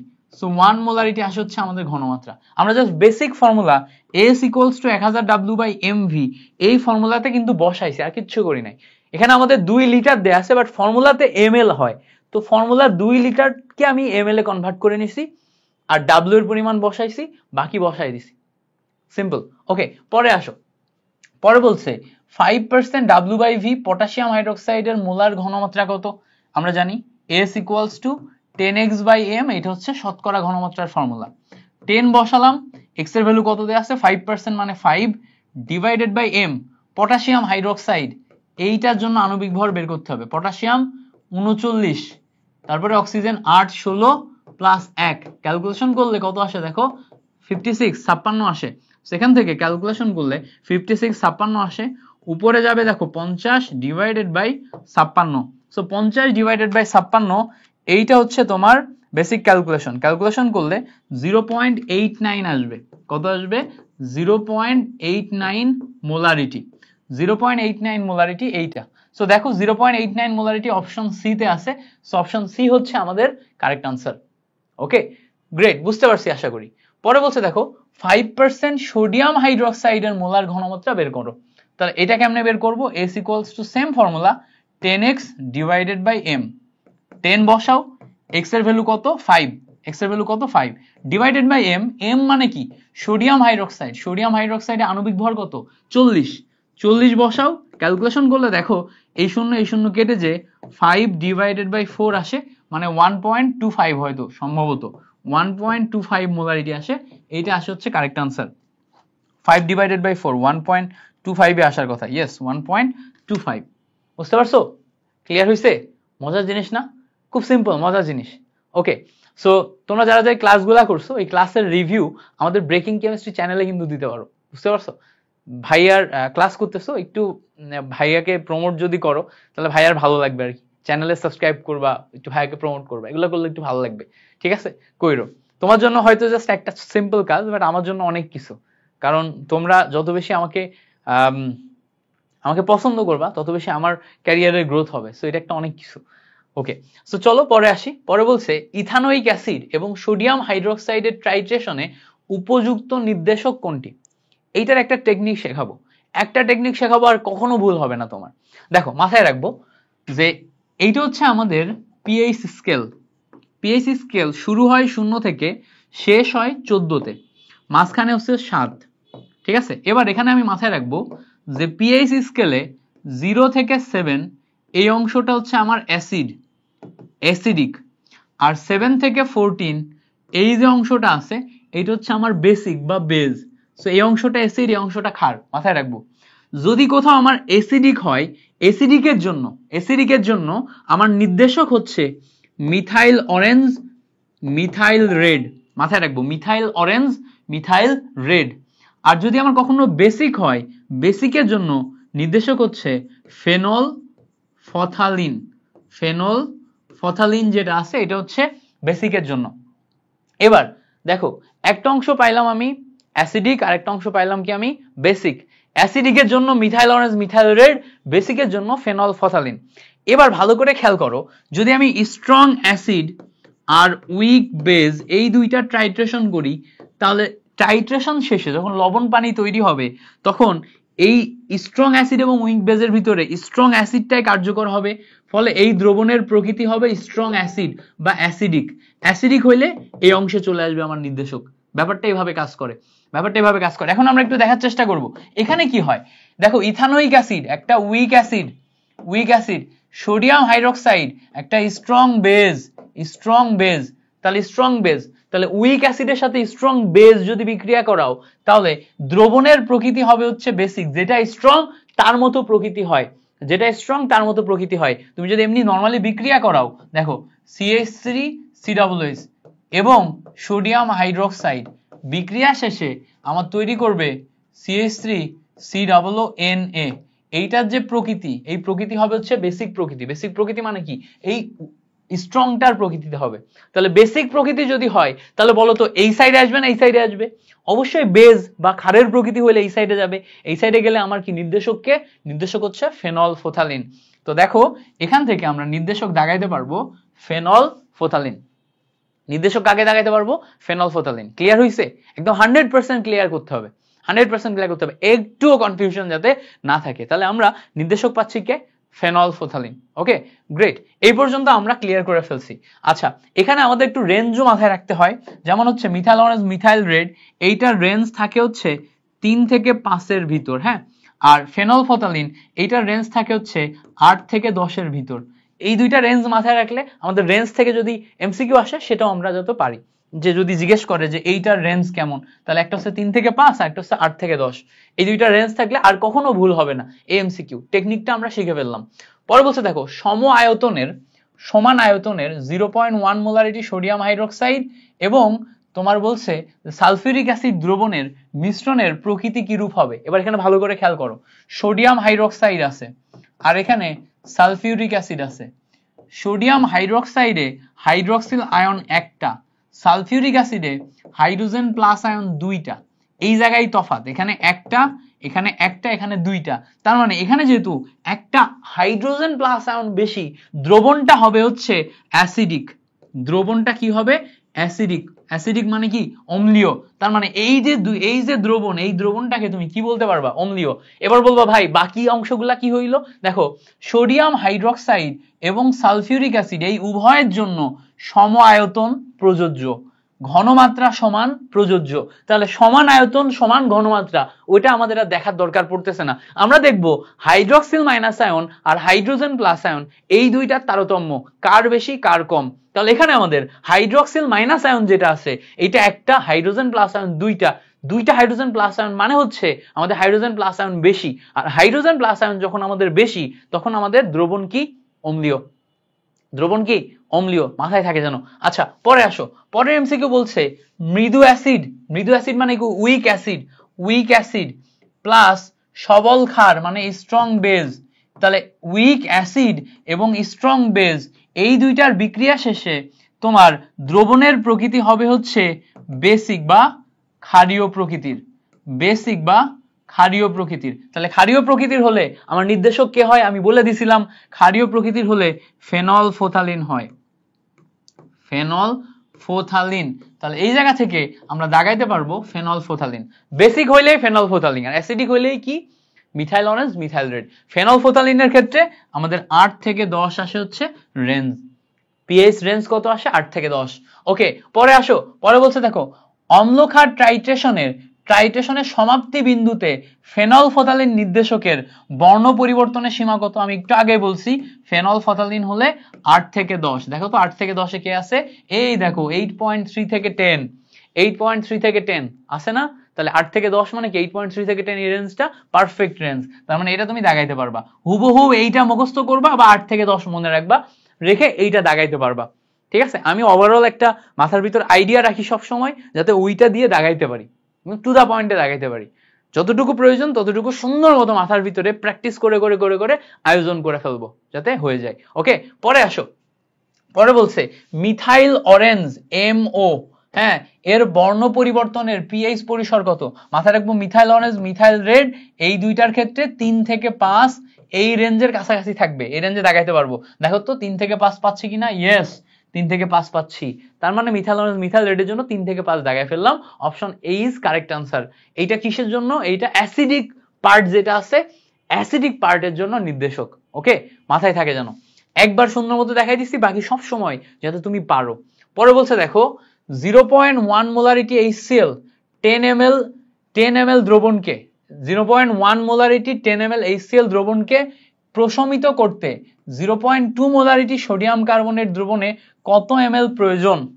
আচ্ছা, এইটা কিন্তু একটা ট্রাইট্রেশনের ম্যাথ। এখন আমি জানি না তুমি ট্রাইট্রেশনের ফর্মুলা জানো কিনা, আমি তোমাকে ট্রাইট্রেশনের শর্টকাট ফর্মুলা শেখাই। ট্রাইট্রেশনের শর্টকাট ফর্মুলা হচ্ছে summation of EN of acid, ঠিক আছে, বাম সাইডে equal to summation of EN of base, এটা যাই হচ্ছে ডান সাইডে। এটার মানে কি? সবগুলা অ্যাসিড বাম সাইডে আসবে, সবগুলা বেজ ডান সাইডে যাবে, এবং এই সবগুলা অ্যাসিড গুলার EN গুলা যোগফল হবে। এখন আমাদের এখানে অ্যাসিড দেখো একটাই আছে, অ্যাসিড একটাই আছে। এই একটা অ্যাসিড কি? Hydrochloric acid. এই হাইড্রোক্লোরিক অ্যাসিডের তুল্য সংখ্যা কত? তুল্য সংখ্যা 1, তার মানে E এর ভ্যালু 1। এবার এই N কে ভাঙলে VS পাওয়া যায়। V কত আছে দেখো তো এখানে? 10 ml। S কত আছে দেখো তো? 0.1 মোলারিটি। পেয়ে গেলাম। এই সাইডে আমরা অ্যাসিড বসালাম। ওকে, এবার আসো ডান সাইডে যাই, বেজ। বেজের ক্ষেত্রে দেখো আমাদের বেজ সোডিয়াম কার্বনেট, সোডিয়াম কার্বনেটের E এর ভ্যালু কত? 2। সোডিয়াম কার্বনেটের E এর ভ্যালু কত? 2। কারণ কি? দুইটা তোমার অ্যাসিড কেসে প্রশমিত করতে পারে, এই জন্য এই ক্ষারটা দ্বিক্ষারীয়। Sodium carbonate 2। আচ্ছা, 2 হইলো, বা সোডিয়াম কার্বনেট থেকে দেখতে পাচ্ছ 2টা সোডিয়াম হাইড্রোক্সাইডে পরিণত হইতে পারে সে, সো সোডিয়াম কার্বনেট 2। এই সোডিয়াম কার্বনেটের এই N কে ভাঙলে VS পাওয়া যায়। N equals two VS formula আছে না, VS পাওয়া যায়। এই জায়গা থেকে S এর ভ্যালু দেখো 0.2 মোলারিটি। তাহলে এখানে V এর ভ্যালু কত? V এর ভ্যালু আমি জানি না। এই সাইডে যেহেতু V এর ভ্যালু ml এ নিছি, এই সাইডেও V এর ভ্যালু ml এই বসবে। এই সাইডে মোলারিটি হলে এই সাইডে মোলারিটি, এই সাইডে V ml হলে এই সাইডেও ml। এবার দেখো ক্যালকুলেশন যদি আমি করি তাহলে কত আসে? এই 0.1 মানে 1/10, 1/10 আর 1/10 কেটে যায়, এটা কেটে যায়। ওকে, শিওর। তাহলে V ml ইকুয়ালস টু আমার তৈরি হয় হচ্ছে 1 ডিভাইডেড বাই 2 ইন্টু 0.2। 2 ইন্টু 0.2, এটার মানে কি? 0.2 মানে 2 ডিভাইডেড বাই 10, মানে 2 উপরে যায় 10, নিচে যায় 4। তাহলে ক্যালকুলেশন করলে এটার সাথে ক্যালকুলেশন করলে 5 আসে, এটার সাথে ক্যালকুলেশন করলে 2.5 মোলারিটি আসে। সো এখান থেকে ml মানে 2.5 ml আসে। এখান থেকে ক্যালকুলেশন করে শেষ পর্যন্ত আমি 2.5 ml পাই। এটা হচ্ছে টাইট্রেশনের একদম shortcut formula for MCQ. Shortcut formula for MCQ. আমি জানি আমি দ্রুত গেছি, এই বেসিক যদি তোমাকে শেখাইতে হয় আমি সুন্দর মতো একটা বেসিক ক্লাসে শেখাইতে পারবো। বেসিক ক্লাস একটা দেওয়ার চেষ্টা করব পরিমাণগতের উপর, একটা ওয়ান শট ক্লাসের মাধ্যমে পরিমাণগত দফা করে ফেলতে পারবা। বিলিভ মি, মিল্টন ভাইয়া আছে, কোনো সমস্যা নেই। বাট এই যে টাইট্রেশনের ম্যাথটা আমি তোমাকে করাইলাম, এর যে সহজ মেথড আর নাই। কি করলাম? সমস্ত অ্যাসিড গুলাকে বাম সাইড নিছি, সমস্ত ক্ষার গুলাকে ডান সাইডে নিছি, দ্যাটস ইট। সমস্ত অ্যাসিড গুলাকে বাম সাইডে, সমস্ত ক্ষার গুলাকে ডান সাইডে নিছি, এইটুকুই যথেষ্ট। ওকে, দ্যাটস ইট। ওকে, এই পর্যন্ত আমরা বুঝতে পারছি। পরের এমসিকিউতে আসি। 52 নাম্বার কি বলছে? 52 নাম্বার বলছে দেখো, নিচের কোনটি লুইস অ্যাসিড বা অম্ল? লুইস অ্যাসিডের বৈশিষ্ট্য কি? অ্যাসিডের বৈশিষ্ট্য হচ্ছে লন পেয়ার ইলেকট্রন অ্যাকসেপ্ট করতে পারে। যারা লন পেয়ার ইলেকট্রন অ্যাকসেপ্ট করতে পারে তারা অ্যাসিড। আমি এভাবে মনে রাখি, অ্যাসিডের এ আর অ্যাকসেপ্টের এ, অ্যাসিডের এ আর অ্যাকসেপ্টের এ। যারা লন পেয়ার ইলেকট্রন অ্যাকসেপ্ট করতে পারে তারা হচ্ছে অ্যাসিড। তাহলে এখানে লন পেয়ার ইলেকট্রন অ্যাকসেপ্ট করতে পারবে কারা? অবশ্যই ইলেকট্রন অ্যাকসেপ্ট করতে গেলে হয় তাকে প্লাস হইতে হবে, নতুবা তাকে হচ্ছে ডি অরবিটাল ফাঁকা থাকতে হবে। তো ভালো করে খেয়াল করো, এখানে এক জোড়া মুক্ত জোড় ইলেকট্রন আছে, এ অ্যাকসেপ্ট করতে পারবে না। এখানে 2 জোড়া মুক্ত জোড় ইলেকট্রন আছে, এও অ্যাকসেপ্ট করতে পারবে না। এখানেও 2 জোড়া মুক্ত জোড় ইলেকট্রন আছে, অ্যাকসেপ্ট করতে পারবে না। অ্যালুমিনিয়াম ক্লোরাইডে ডি অরবিটাল ফাঁকা আছে, কার? অ্যালুমিনিয়ামের। অ্যালুমিনিয়াম ক্লোরাইডে অ্যালুমিনিয়ামের ডি অরবিটাল ফাঁকা থাকায় এ অ্যাকসেপ্ট করতে পারবে। তাহলে লন পেয়ার ইলেকট্রন অ্যাকসেপ্ট করতে পারে aluminium chloride, iron chloride, sulphur dioxide, এগুলা। এই জন্য এরা হচ্ছে লুইস অ্যাসিড, মাথায় থাকে যেন। পরে বলছে দেখো, নিচের কোনটি লুইস ক্ষার? লুইস ক্ষার মানে যারা লন পেয়ার ইলেকট্রন ডোনেট করতে পারে, যারা মুক্তজোড় ইলেকট্রন মুক্তজোড় ইলেকট্রন দান করতে পারে। মুক্তজোড় ইলেকট্রন দান করতে পারতে হলে তার কাছে কি উপস্থিত থাকতে হবে। যেমন ধরো এই যে NF3 নাইট্রোজেনের উপর এক জোড়া মুক্তজোড় ইলেকট্রন উপস্থিত আছে, সো এ দান করতে পারে, এ ক্ষার। BF3 এর p অরবিটাল ফাঁকা আছে, সো এ হচ্ছে অ্যাকসেপ্ট করতে পারবে, এইটা অ্যাকসেপ্ট করতে পারবে, এইটা অ্যাকসেপ্ট করতে পারবে, তাহলে এগুলা সব ক্ষার, এইটা হচ্ছে তোমার অ্যাসিড, এইটা হচ্ছে অ্যাসিড, এইটা হচ্ছে তোমার ক্ষার। বুঝতে পারছো? সো এটা হচ্ছে আমাদের লুইসের যে থিওরি। লুইসের থিওরি থেকে সবসময় তোমার হচ্ছে একটা এমসিকিউ আসে। আমি যদি থিওরিটা একটু সংক্ষেপে বলি, লন পেয়ার ইলেকট্রন অ্যাকসেপ্ট করতে পারলে অ্যাসিড, অ্যাকসেপ্ট করতে পারবে কারা? যাদের পি অরবিটাল, ডি অরবিটাল এগুলো ফাঁকা, অথবা যারা প্লাস আয়ন, যেমন ধরো অ্যালুমিনিয়াম ক্লোরাইড, ঠিক আছে, আয়রন ক্লোরাইড, এগুলার তোমার হচ্ছে যে ডি অরবিটাল ফাঁকা। এছাড়া হচ্ছে ধরো কার্বন ডাইঅক্সাইড, সালফার ডাইঅক্সাইড, এগুলা। আর তোমার হচ্ছে লন পেয়ার ইলেকট্রন ডোনেট যারা করতে পারে, লন পেয়ার ইলেকট্রন যারা ডোনেট করতে পারে, তারা হচ্ছে কি? তারা হচ্ছে বেজ। যেমন উদাহরণ হিসেবে অ্যামোনিয়া নাইট্রোজেনের উপর এক জোড়া মুক্তজোড় ইলেকট্রন আছে, পানিতে দুই জোড়া আছে, তারপরে হচ্ছে NF3 তে এক জোড়া আছে। এই টাইপের যৌগ যারা আছে, যারা মুক্তজোড় ইলেকট্রন ডোনেট করতে পারে, তারা হচ্ছে বেজ। ওকে, পরে আসো, পরে বলছে দেখো শক্তিশালী অ্যাসিড, স্ট্রং অ্যাসিড প্লাস দুর্বল ক্ষার, উইক বেজ, এই দুইটা টাইট্রেশনে তৈরি হয় হচ্ছে তোমার অ্যাসিডিক মিডিয়া। আর অ্যাসিডিক মিডিয়া হলে, আমি বলছিলাম অ্যাসিডিক মিডিয়া হলে মিথাইল অরেঞ্জ এবং মিথাইল রেড, ঠিক আছে, এই দুইটা হচ্ছে তোমার নির্দেশক। তাহলে এখানে দেখো তো মিথাইল অরেঞ্জ, মিথাইল রেড আছে, খেয়াল করো, এই দেখো মিথাইল অরেঞ্জ আছে, তাহলে মিথাইল অরেঞ্জ হবে কারেক্ট আনসার। এখানে মিথাইল রেড আছে, মিথাইল রেড থাকলেও তার সাথে ফেনপথলিন আছে, তাহলে তো হচ্ছে না, ফেনপথলিন বেজের জন্য আর মিথাইল রেড অ্যাসিডের জন্য, তাহলে মিথাইল অরেঞ্জ হবে আমাদের কারেক্ট আনসার। ক্লিয়ার হয়েছে? ক্লিয়ার হয়ে যাওয়ার কথা। পরে আসো, পরে বলছে 0.001 মোলারিটি HCl দ্রবণে পিএইচ এর মান কত? তাহলে HCl যেটা, এটা হচ্ছে শক্তিশালী অ্যাসিড, ফলে এ হাইড্রোজেন প্লাস আয়ন এবং ক্লোরিন মাইনাস আয়নে রূপান্তর হয়। কয়টা হাইড্রোজেন প্লাস আয়ন? একটা হাইড্রোজেন প্লাস আয়নে রূপান্তর হয়। পিএইচ বের করার ফর্মুলা হচ্ছে pH equals to minus log of EC. E মানে তুল্য সংখ্যা, মানে কয়টা হাইড্রোজেন প্লাস আয়ন ছাড়ছে সেইটা, আর সি মানে ঘনমাত্রা, তাহলে মাইনাস লগ অফ একটা হাইড্রোজেন ছাড়ে ঘনমাত্রা কত? 0.001। ক্যালকুলেশন করলে মাইনাস লগ অফ 10⁻⁻2 আসে, -2 সামনে আসলে এখান থেকে আমরা 2 পাই, -2 সামনে আসলে এখান থেকে আমরা 2 পাই। বুঝতে পারছো? সো এখান থেকে আমরা 2 পাই, সো 2 আসে আমাদের কারেক্ট আনসার। দ্যাট মিন্স এই যে এইটা সি নাম্বারটা আমাদের এক্সাক্ট কারেক্ট আনসার আসবে। বুঝতে পারছো? ক্লিয়ার হয়ে যাওয়ার কথা। ওকে, পরে বলছে দেখো নিচের কোন জোড়া লুইস অ্যাসিডের কাজ কি? অ্যাকসেপ্ট করতে পারা। অ্যাকসেপ্ট কারা করতে পারে? যাদের ডি অরবিটাল ফাঁকা। এবার এখানে ভালো করে খেয়াল করো, অ্যাকসেপ্টের জন্য ডি অরবিটাল ফাঁকা কার কার আছে? দেখো এই যে অ্যালুমিনিয়াম ক্লোরাইড এবং BF3, এই দুইটা ডি এবং পি অরবিটাল ফাঁকা আছে, সো এরা হচ্ছে অ্যাকসেপ্ট করতে পারে। বাকি সব জায়গাতে দেখো মুক্তজোড় ইলেকট্রন আছে, এখানে মুক্তজোড় ইলেকট্রন আছে, এখানে মুক্তজোড় ইলেকট্রন আছে, এখানে দেখো মুক্তজোড় ইলেকট্রন আছে, সো মুক্তজোড় ইলেকট্রন থাকলে সে ক্ষার। মুক্তজোড় ইলেকট্রন যদি থাকে তাহলে সে ক্ষার, আর যদি কেউ অ্যাকসেপ্ট করতে পারে তাহলে সে অ্যাসিড। মাথায় থাকে যেন। ওকে, পরে আসো, পরে বলছে দেখো K4FeCN6 এই জটিল যৌগে আয়রনের জারণ সংখ্যা কত? এই জটিল যৌগে আয়রনের জারণ সংখ্যা বের করতে বলছে। তো আমরা এখানে মাথায় রাখবো আয়রনের জারণ সংখ্যা বের করতে হবে। প্রথমে পটাশিয়ামের জন্য আমরা জানি পটাশিয়ামের জন্য +1, কয়টা পটাশিয়াম আছে? 4টা আছে। আয়রনের জন্য জারণ সংখ্যা বের করার জন্য এটাকে আমি x ধরে নিলাম। সায়ানাইডের জন্য আমরা পাচ্ছি হচ্ছে -1 × 6, ক্যালকুলেশন করে টোটাল মিলে আমি 0 বসালাম। তাহলে এখানে ক্যালকুলেশন করলে দেখো এই জায়গাতে আমি 4 পাই প্লাস x, এখানে ক্যালকুলেশন করলে -6 পাই equals to 0। So x equals to +6 - 4, calculation করলে +2 পাওয়া যায়। সো K4FeCN6 এখানে জারণ সংখ্যা আমি পাচ্ছি আয়রনের হচ্ছে +2। জারণ সংখ্যা কত পাচ্ছি? আয়রনের +2। এবার দেখো লিথিয়াম অ্যালুমিনিয়াম হাইড্রাইড একটা যৌগ আছে, লিথিয়াম অ্যালুমিনিয়াম হাইড্রাইড একটা যৌগ আছে। এই যৌগে হাইড্রোজেনের জারণ মান কত, হাইড্রোজেনের জারণ মান খুঁজছে। এবার ভালো করে বোঝার চেষ্টা করি।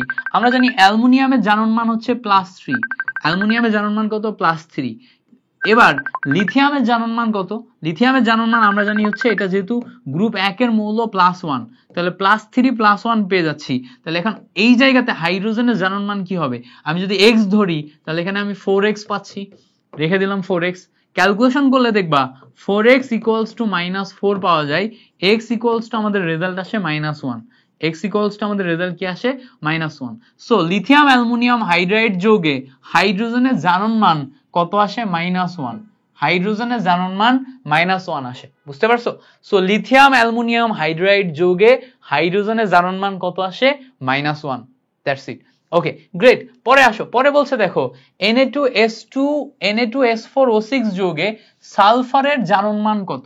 তো দেখো আমরা যদি একটু দেখার চেষ্টা করি, Na2S4O6 এই যৌগে সালফারের জারণ মান, টোটাল যৌগের জারণ মান আমরা 0 ধরলাম। এবার দেখো সোডিয়ামের ক্ষেত্রে আমরা জারণ মান জানি হচ্ছে +1, সো +1 × 2।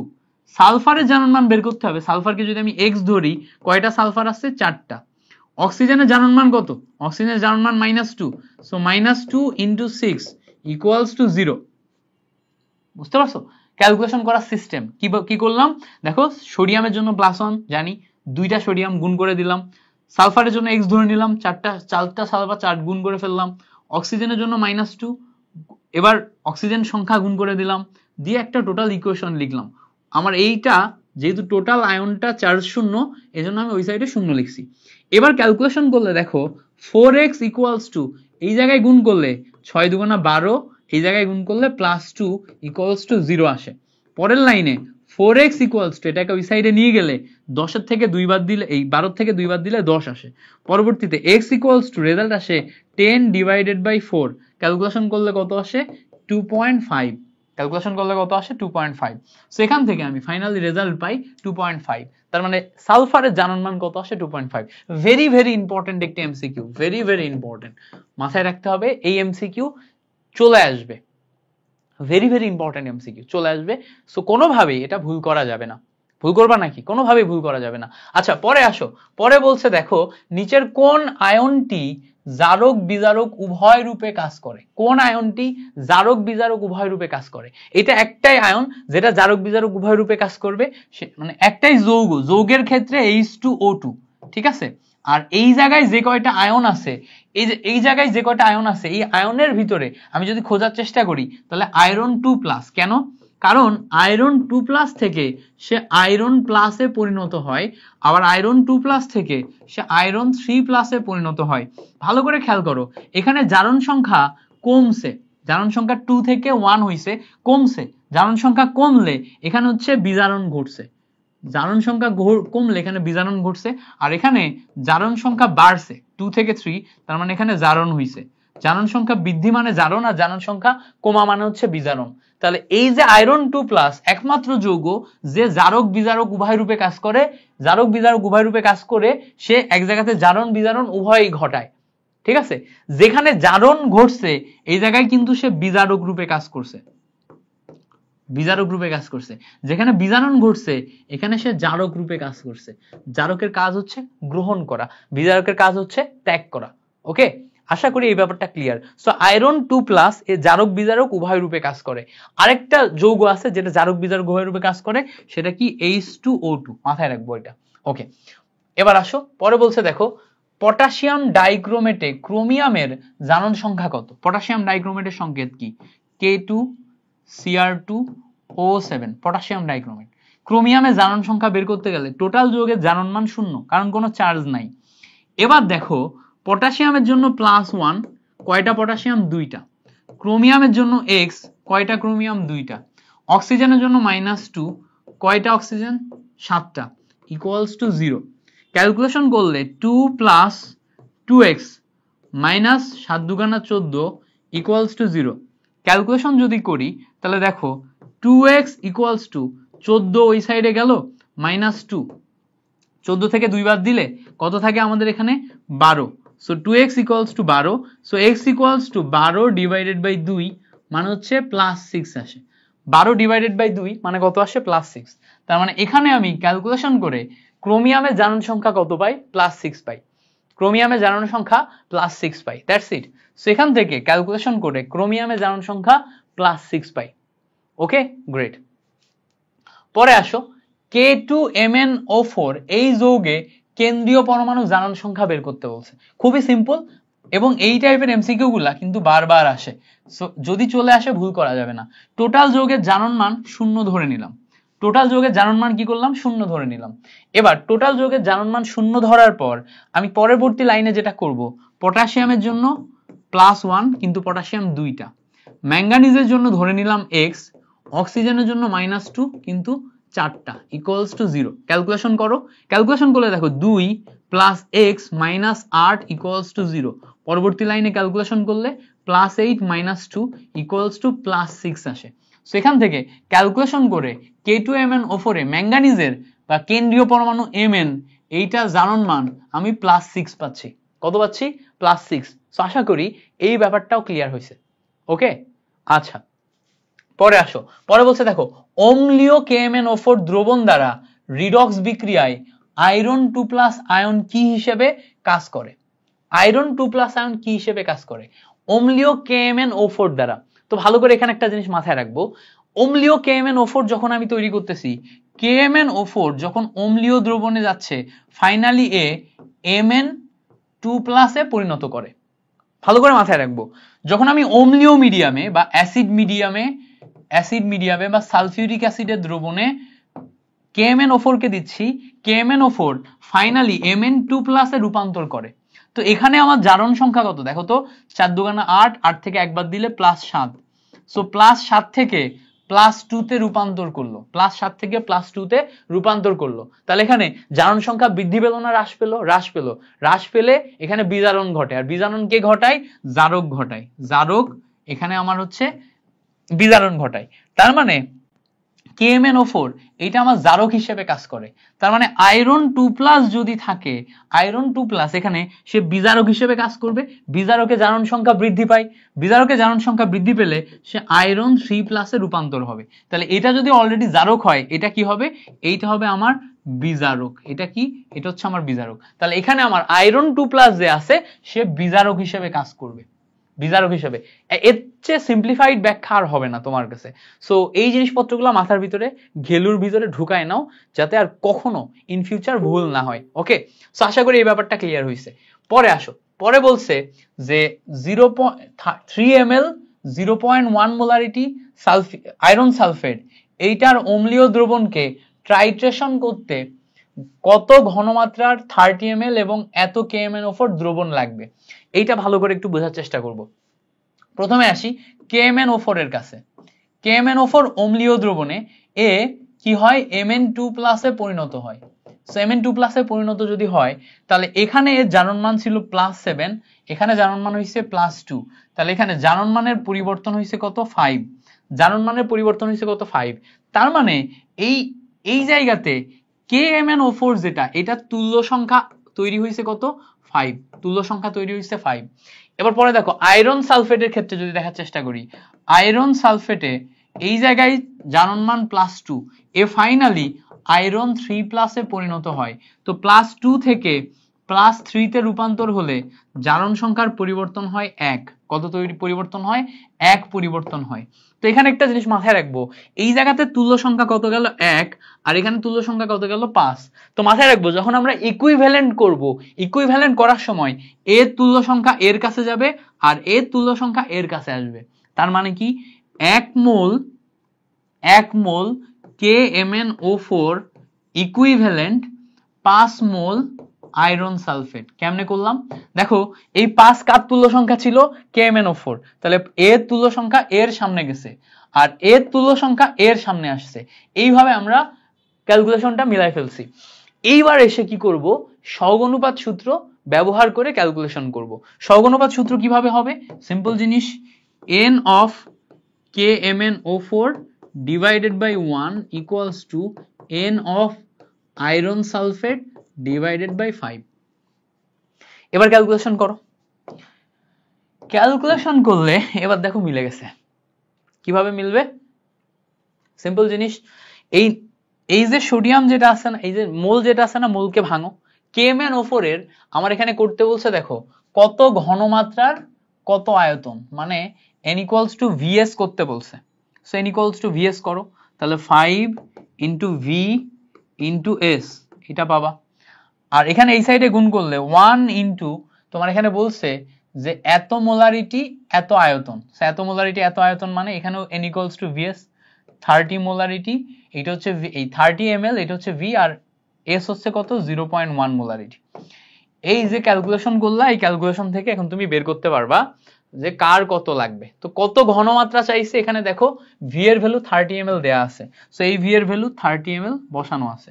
তাহলে এখন তুমি 30 ml কেটে দাও, 30 ml কেটে দাও। এই জায়গা থেকে S এর ভ্যালু বের করতে বলছে, S = কত যাবে, ওই সাইডে যে 0.1 মোলারিটি উপরে, নিচে আসবে হচ্ছে 5। সো ক্যালকুলেশন করলে 0.1 ডিভাইডেড বাই 5, 0.1 ডিভাইডেড বাই 5 মানে 0.02, এইটা আসবে হচ্ছে আমার কারেক্ট আনসার। এইভাবে আমরা ইজিলি ক্যালকুলেশন করে ফেলতে পারবো, বুঝতে পারছো? ইজিলি এইভাবে ক্যালকুলেশন করে ফেলতে পারবো। ওকে ওকে, সো যদি এইটা না বুঝে থাকো তাহলে আরেকবার দেখো, হ্যাঁ আরেকবার দেখো, তাহলে বুঝতে পারবা। আমি একদম সিম্পলিফাইড ওয়েতে ব্যাখ্যা করার চেষ্টা করছি, এবং এগুলার বেসিক তো বেসিক ক্লাস না হইলে তো শেখাইতে পারতেছি না। এমসিকিউ সলভ ক্লাসে সমস্ত বেসিক ক্লাসটা দেখো, বেসিক ক্লাসও দেখাই দিব এগুলা। ওকে, পরে আসো, নিচের কোন কোন যৌগের জারণ সংখ্যা ও যোজনী সমান? এটা হচ্ছে CCl4, এই একটাই যৌগ, এটা মাথায় রাখবা। এর হচ্ছে জারণ সংখ্যা যোজনী সমান কেন? কার্বনের জারণ সংখ্যা হচ্ছে 4, ঠিক আছে, আর কার্বনের এই যোজ্যতা স্তরে দেখো 4টা ক্লোরিন পরমাণু বা মানে এক যোজী মৌল যুক্ত অবস্থায় আছে। সো এর যোজনীয় 4, এর জারণ সংখ্যাও 4। হ্যাঁ, CCl4 এর ক্ষেত্রে জারণ সংখ্যা যোজনী সমান, এটা আমরা মাথায় রাখবো। আচ্ছা, পরে বলছে দেখো এই জায়গাতে এই যে যৌগটা দিছে, যৌগটা কি CONH3 6 3+ আয়নটিতে কেন্দ্রীয় পরমাণু জারণ মান বের করো। তো আমরা একটু দেখার চেষ্টা করি, এখানে টোটাল যৌগের জারণ মান, এই পাওয়ার আয়ন যেহেতু দেয়া আছে তাহলে +3 আছে, +3 বসাইলাম। কোবাল্টের ক্ষেত্রে আমরা জানি, কোবাল্টের ক্ষেত্রে জারণ মান বের করা লাগবে, এটা হচ্ছে X। অ্যামোনিয়া একটা হচ্ছে টোটাল যৌগ, যেই যৌগের কোনো আয়ন নাই। সো এটা একটা সুস্থিত যৌগ, আয়ন না হয় এর যে যোজনী হচ্ছে 0, তাহলে অ্যামোনিয়া 0 আসে। কয়টা অ্যামোনিয়া আছে? 6। এই হচ্ছে ক্যালকুলেশন আসে, শেষ পর্যন্ত ক্যালকুলেশন করে X = +3 পাওয়া যায়। সো এখান থেকে আমি ক্যালকুলেশন করে টোটাল যৌগ CONH3 6 3+ যৌগের কেন্দ্রীয় পরমাণু কোবাল্টের জারণ মান +3 পাচ্ছি। আচ্ছা, পরে বলছে দেখো নিচের কোনটি জারণ বিজারণ বিক্রিয়া রূপে গণ্য করা হয়? সো জারণ বিজারণ বিক্রিয়া রূপে গণ্য করতে গেলে তোমার জারণ সংখ্যা বৃদ্ধি এবং জারণ সংখ্যা হ্রাস পেতে হবে। অক্সিডেশন নাম্বার বা জারণ সংখ্যা, এইটা বৃদ্ধি এবং এইটা হ্রাস পেতে হবে। একটা হচ্ছে ইনক্রিজ আর একটা হচ্ছে ডিক্রিজ বা রিডিউস।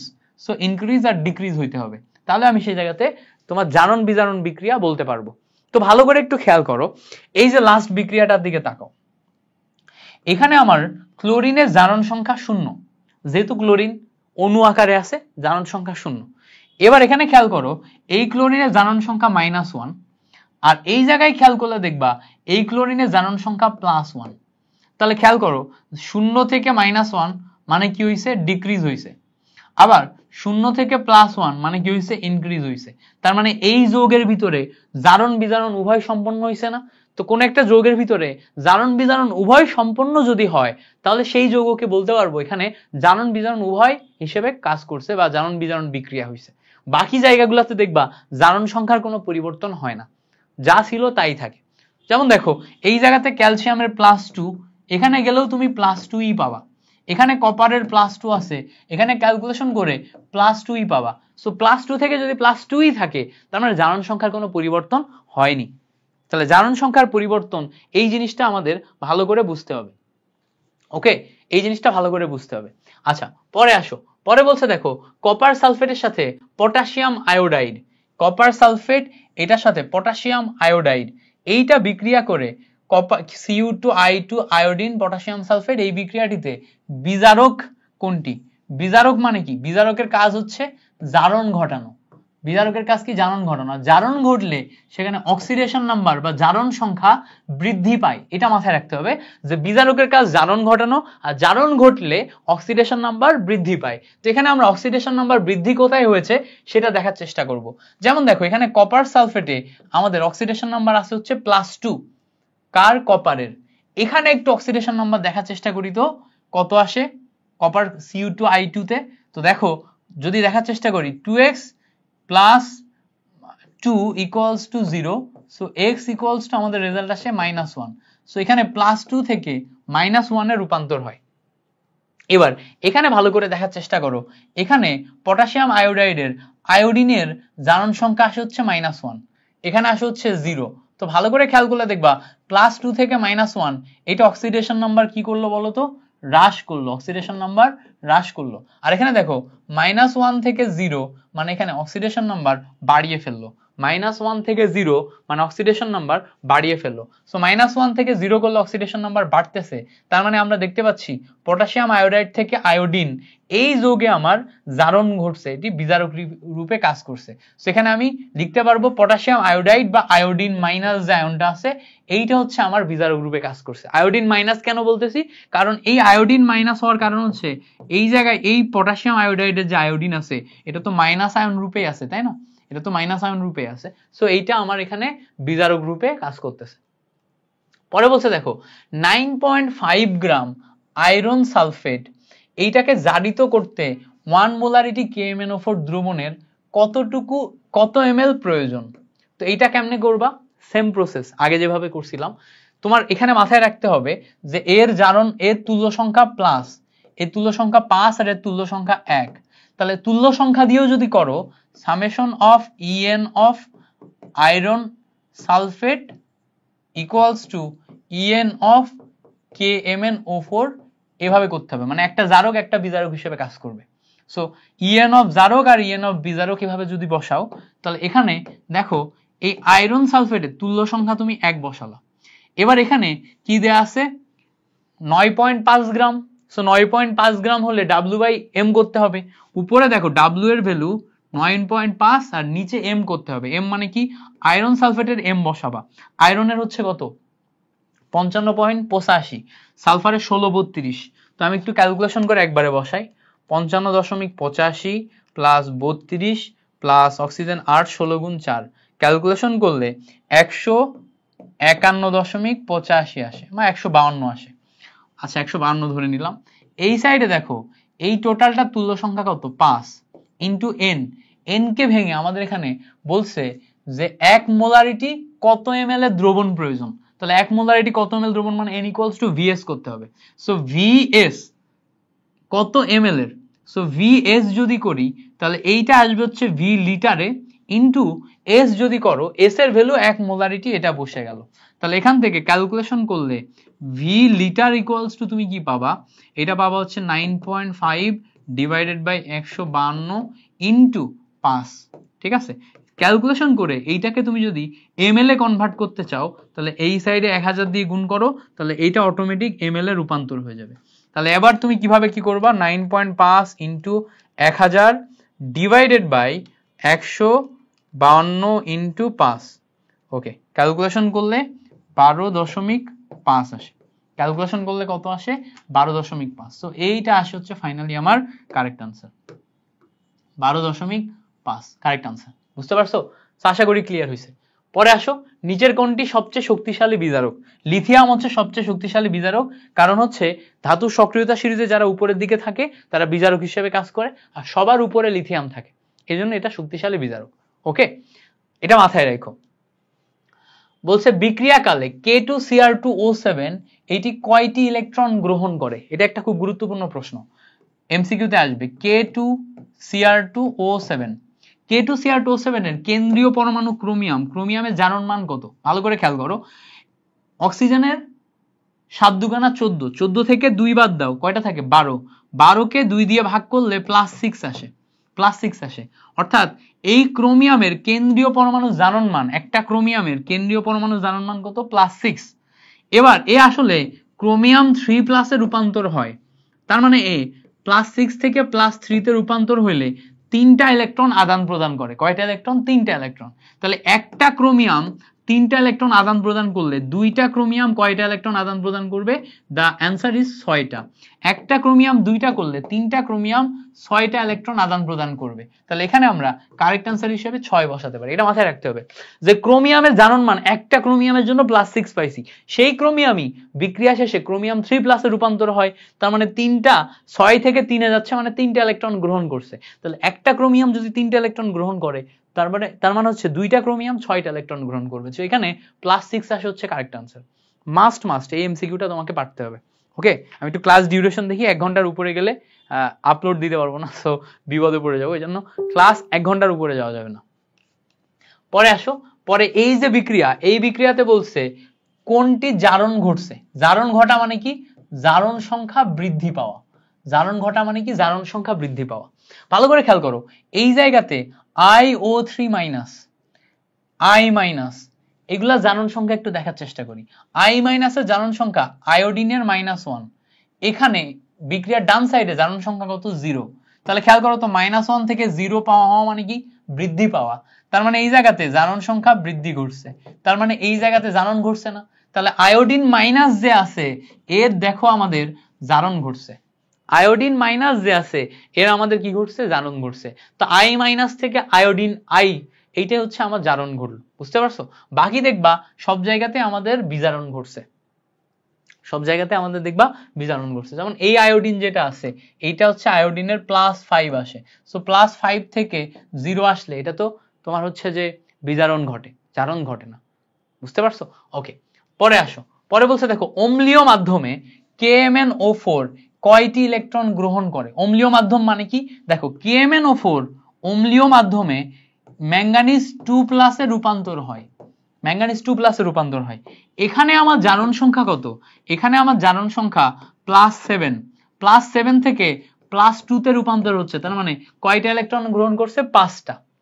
এবার এইটা অম্লীয় বা অ্যাসিড মাধ্যম না নিয়ে তুমি যদি ক্ষারীয় মাধ্যম নিতা তাহলে কি হতো?